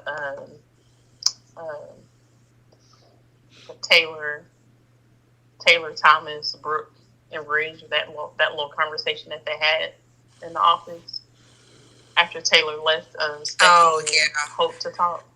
Mm-hmm. That was another unnecessary scene for Taylor, because it was rinse and repeat. Like, Ridge doesn't care, and Brooke, she's not going to allow it, but she's so petty that she's perfectly fine with siding with her daughter in the moment she's in her argument with Taylor. Mm-hmm. So it's like, if Taylor's against it, then Brooke has to be for it. So that's the only thing. And Thomas, he's so pee-whipped that's all he can think about. It's like one of those unnecessary moments. It's like it's pretty clear in stone at this point. I just want them to move on and move forward. Mm-hmm. Yeah. I did like that she say it's not reciprocal, and I think that's the first time anybody has really said it out loud. Right. Yeah. Yep, but Thomas signed up for it, though. Even though I don't think I think he eventually feels that he's going to wear Hope down and she'll come around. Question is, Oh, you he said it as much the right? first time him and Taylor had the conversation about their relationship. He said eventually, or Mm-hmm. he said it's inevitable, is what he said, Uh, that they'll he's be together. he's putting work in. He's gonna make sure he makes that change. I mean, he's working his way. We've seen the hair, the clothes, everything's changed. So he's not telling a lie. She moving in his direction. It's just how long it's gonna take for her to say that she loves him and wants to be with him is the question. Yeah, that's a good question to see if that she actually, but she got to file those divorce papers and stop still referring to. I mean, technically, Liam is still her husband, if being that these divorce papers aren't final. But she's this is going to be a hot mess, and She's not gonna even be banging my brother and then saying in my face, calling Lynn your husband still, and then exactly, Yeah. you still trying to hang on to him. exactly, And she, exactly.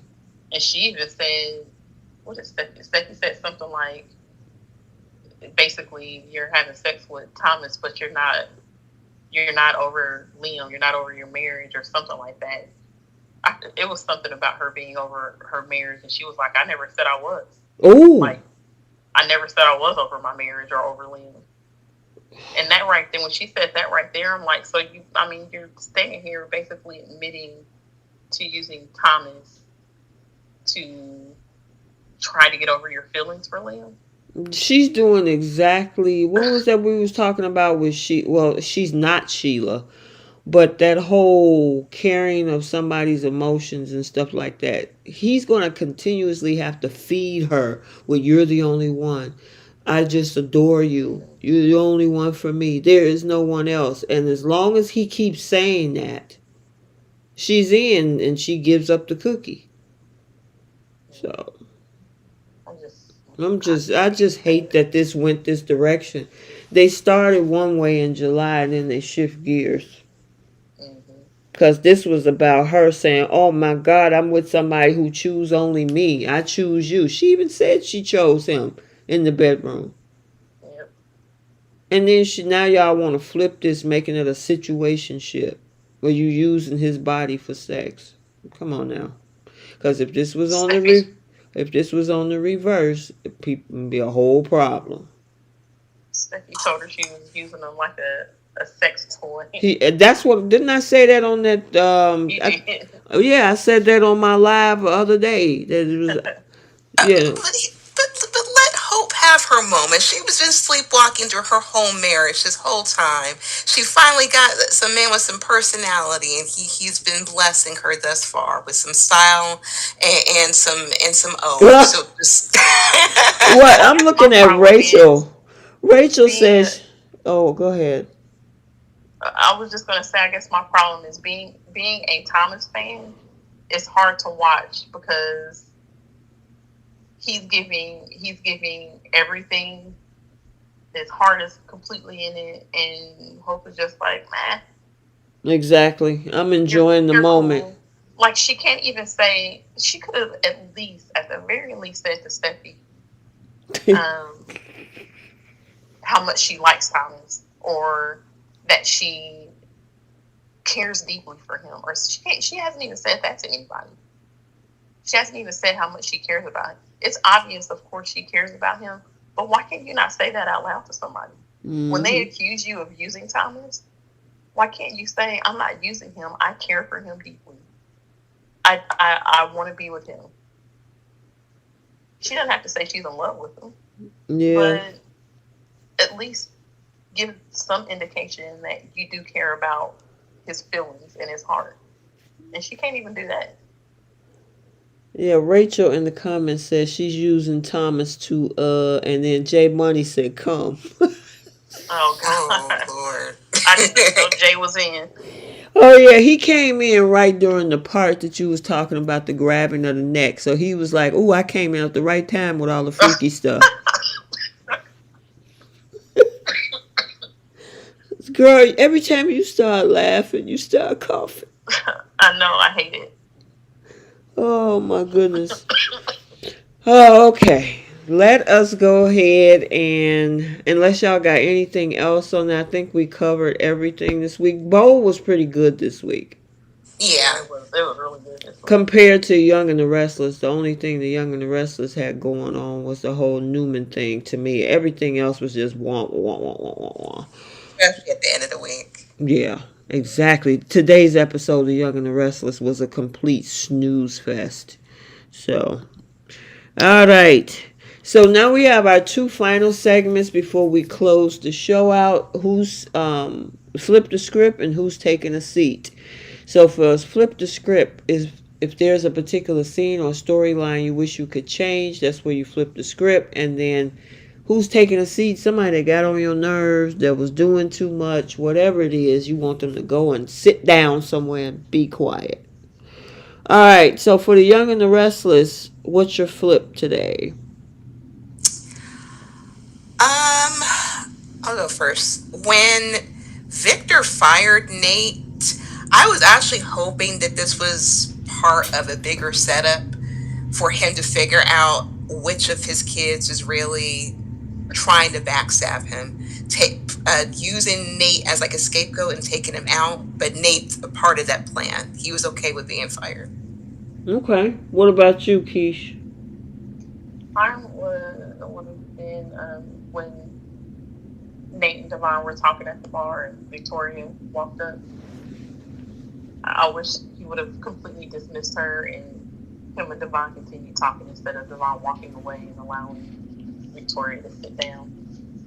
Gotcha. I like that cold shoulder he gave her. I wish my flip the script would have been Phyllis recognizing that Danny's not interested. Yeah, that needs to happen.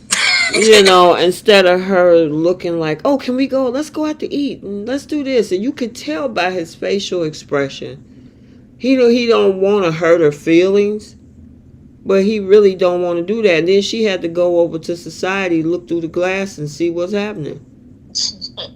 It's like, God, dog, just, she need to be like, you know what? I'm going to be done with this. Forget it. You want the bug, you can have the bug. All right, what you got for bold? For when Liam came to Steffi's door, I wish he didn't answer the door. Mm-hmm. I wish he just went to the patio and had a coffee and just ignored him and just let him just be outside, just knocking at the door for no reason. He probably would have walked around to the back. Okay. and put his face up to the glass. Right. Hello? Yeah, but I wish he just didn't answer that damn door. Right. That's funny. All right, what you got, Keish? I'm saying when Taylor, Brookridge, Thomas were all in the office, instead of Taylor saying, I wish I could support this, but I can't, it's a mistake. I wish you would have said, you know what, Thomas, I trust you. I trust that you know what you're doing. And if this is what you want to do, then I will support you and I will back off. Because that would have driven Brooke nuts. Mm-hmm. Because Brooke will never accept that. Even though she's trying to act like she's playing it cool, and I think she does that just in front of Ridge. She's never going to accept that. And to hear Taylor accept it, knowing that her and Ridge are on the same page, she would have lost her mind. I agree. 100%. Yeah.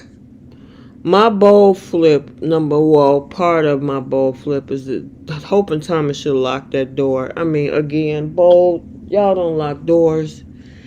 And then the other part is, Deacon, stop letting these people come up in your house. If you hear somebody beating on the door heavily like they the police, you know they're not coming over just to sit down and have a cup of tea. Right. And if they say, I know Sheila's in there, okay, you know she's in here, but you're not coming in here. I mean, how many people got to come into your house and you just got to let Sheila listen to these folks? You don't want her to go back to her bad ways and these people trying to provoke her. So, keep them out of your house. Okay, and then who's taking seats on the Young and the Restless? Whoever want to go first. We can go ahead and just put Nick in that seat permanently to himself Mm-mm. in the bunker somewhere quiet so he can not be so angry. And let's hope that he comes out with his soft girl era. What? You oh Lord, you silly. He desperately needs a soft girl era. So let's put him in a bunker in a seat and let's hope he comes out like an easy bake oven Are as you a talking soft about Nicholas? Nicholas, yes. He has been an angry little man for the past couple of years. He needs a soft girl era in his life. I don't know about all that, but I mean, he needs to. I mean, Josh Morrow is a very handsome guy. I kind of like him in that state. But I would have never expected you to say that, Bree. He needs He a needs woman some. who can put him into a state where he's cooking, cleaning, and focus on anyone else but Adam. He needs to be in his soft girl era, his soft man era, whatever we call it. Anything but No, I don't like a simp, so. I mean, it's not make. I don't think it's necessarily a simp if a guy is, Nick just needs to chill out. Stop being jealous of his brother. Get it together. You're a Newman no matter what. Just shut up about Adam.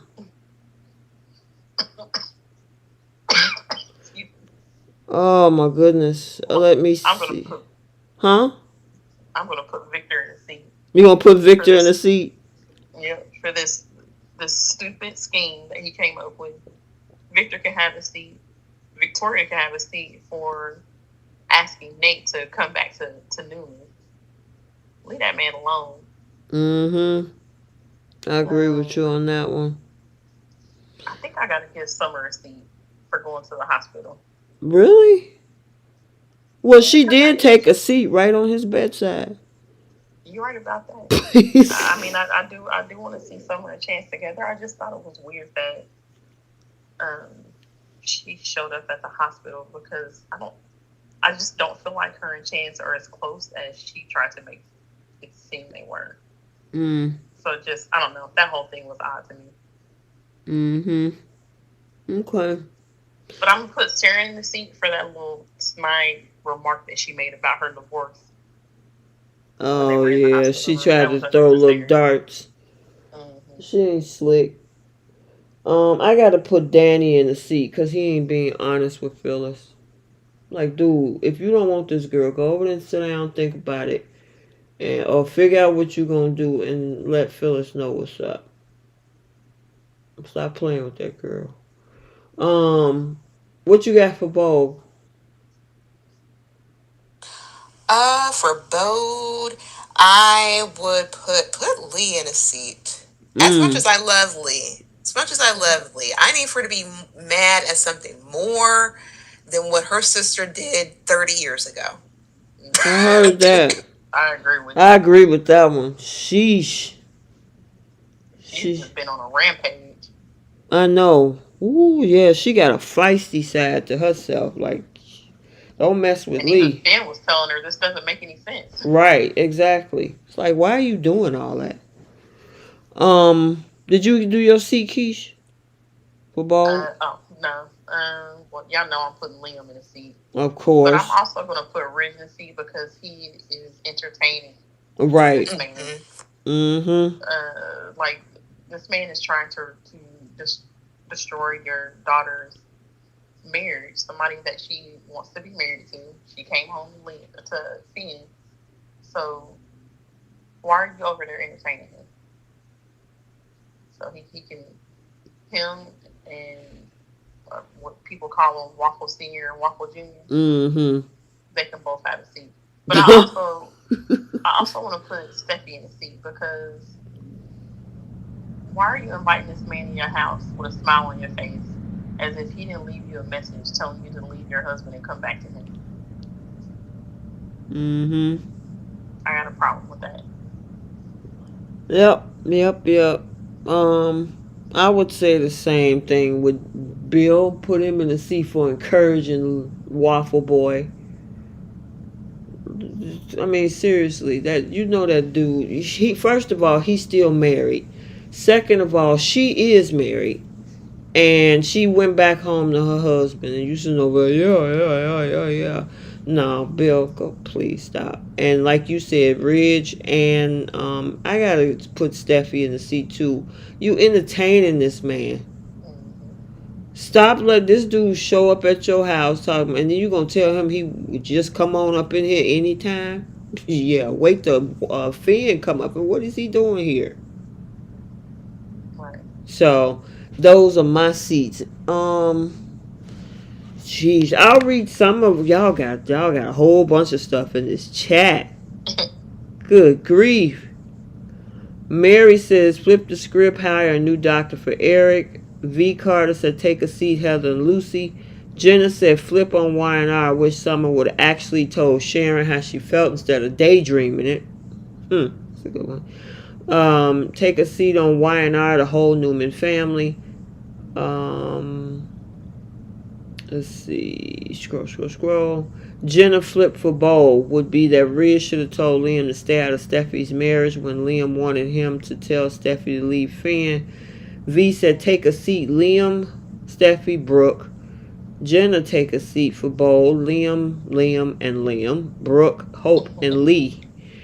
Mary said, flip the script. Devon said he says he will never trust Nate. Melissa said Liam is going to take a seat on the floor if he sees Hope taking a seat on Thomas. Bree, you still there? Yeah, I'm still here. Okay. You real quiet over there. I'm letting you read. That was funny though. Liam, yeah, he go take a seat on the floor when he see Hope taking a seat on Thomas. That's a good one. Mary said, take a seat, Nick, Phyllis, Deacon, and Liam. David Hall said, if Finn had been there, it would have turned into a Benny Hill skit with Finn chasing Liam around the house in speed mode with the music playing. I would love to see Finn punch Liam. Oh, man, that would be fashionable. It's coming. I'm hope. Keep my fingers crossed. And what you say, keep hope alive. Keep hope alive, because it's due. It's due for Liam. Mm-hmm. Let me see. Okay. Stella says, Liam, take a seat. When he was in the office trying to talk to Ridge and just telling Steffi to leave Finn. Victor might be too busy next week worrying where Nikki is. Psycho Claire Grace may know. Belinda says, she wrote Bree in here, but I think this was meant for Keisha. She said, rub Vicks Vapor Rub on your feet. Put cotton socks on at bedtime. I promise it works to rid of your cough. I recently had to use the home remedy. Don't snap. Okay. I'm going to the store tomorrow. Oh, there you go. Screenshot that if you need to remember the instructions. And then thanks to my moderator for she was absolutely correct. Over 90 people in the chat. Thanks for joining. Hit the like button. And can I give an honorable mention to Taylor's, Krista Allen's shoulders? Her arms. Her outfit. Oh yeah, she been working out. She looked good. And her shoulders and her arms and that jumpsuit she had on. Mm-hmm. Was it yesterday? Mm-hmm. I mean, she's in great shape. Yeah. Fantastic shape. Perfect and single, and no one's using her. It's a shame. She said no one's using her. I know. I'm hoping she signed another contract next month. I hope so too, because she's so good. One more quick thing, because I think you touched on it a little bit in the office from the last live. Mm-hmm. Where Brooke and Taylor were in the office, when Brooke was asking, how long are you going to be around? That frustration look that Krista Allen had, I really don't know. That felt a little too real to me. Yeah. Yeah. She don't know. It did. Because, why would you put that type of question in there when most of us are trying to figure out what's going on with her? And she was like, I don't know what direction I'm going into. And it's like, oh, jeez. We gonna keep our fingers crossed for her, too. We want her on our screen. Yep. But you know what? Mm-hmm.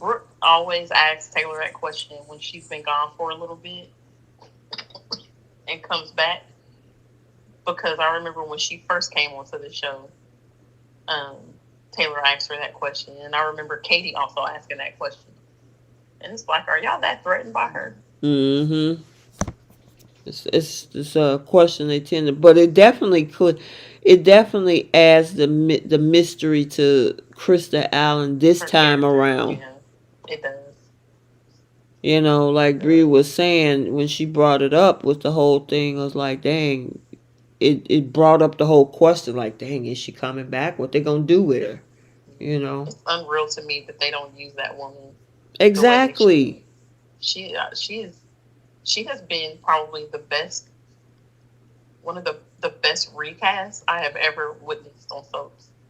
Well, the other thing is that you adding all these newer people when you got somebody who technically the character is a staple of the show, even though the actress has changed. Keep her on. Right. I mean, but anyway. Also, I want to say congratulations to Matt Atkinson and Brittany Atkinson now, as they got married on the 8th. So that was Wednesday. Beautiful wedding. Very intimate family. Some of the cast was there on the edge of a mountain. I posted some of the pictures in the community tab. And reception was nice. He looked like he's in love. Both of them do. You know, so more but than that hotel, but that honeymoon. I know, right? I That was thinking. I'm like, Listen, if his on screen performance is any indication of real life, that woman is lucky. She gonna have a happy marriage. There's never gonna be a frown on that face. He gonna have that neck back. You know, we know he likes to bite. We know he like. It's amazing how we know this, but good for them. I'm happy for him. Could you imagine? Just say if he wasn't doing that and he was just acting, and his now wife see that on screen, be like, "How come you don't do that at home?" Yeah, it'd be a problem. That would be a whole problem. You know, but yeah, I mean, I would think if he put that much into his acting, you can imagine what the honeymoon is going to be like. Right. Congratulations, girl. Yeah, Brittany have a big old smile on her face. She probably couldn't wait to get up out of that reception. So, all right, you guys, I will let you go, and you're going to try that method, Keish, with the Vicks on the feet. Yeah, because I'm gonna try anything at this point. Jay said it works. Yeah, I'll be at the store tomorrow getting my Vicks vapor rub. What was it? Vicks and socks. Yeah. Hold on, let me see. It says rub Vicks vapor rub on your feet and put on cotton socks at bedtime. She said, I promise it will get rid of your cough. I recently had to use the home remedy, and Jay said yes, that does work. Ooh, that's good to know. Yeah. Cotton socks and Vicks vapor rub. I wonder how that. Wait, interesting. how does it not soak through? Should I put plastic around the Girl, you know what? Look it up online, because more than likely this is obviously something that probably people used to do. Okay. So they probably would have. Oh, J Money said rub Vicks on your soles and just wear the socks on top. That's it. Okay. Yeah. So. All right, ladies. Thank you so much, Bree, for filling in with Trish. Awesome as usual. Thank you. I'm always here if you guys need me. Always. No problem. And Keish, yeah, I'll check in with you again to see how you doing with the cough. Are you going to be on next week, or you got something going on? I should be on next week. Okay. Wait, is Thanksgiving next week? No, that's not next week. No, it's the week after. This is the week of the what is this? The 13th through the what's today? Wait a minute. 17th. 13th through the 17th. Yeah. Yeah, I'll be on. Okay. All right, you guys. I will chat with you later. Stay tuned for the full spoilers over the weekend and have a good one. Bye. Bye. Night, guys.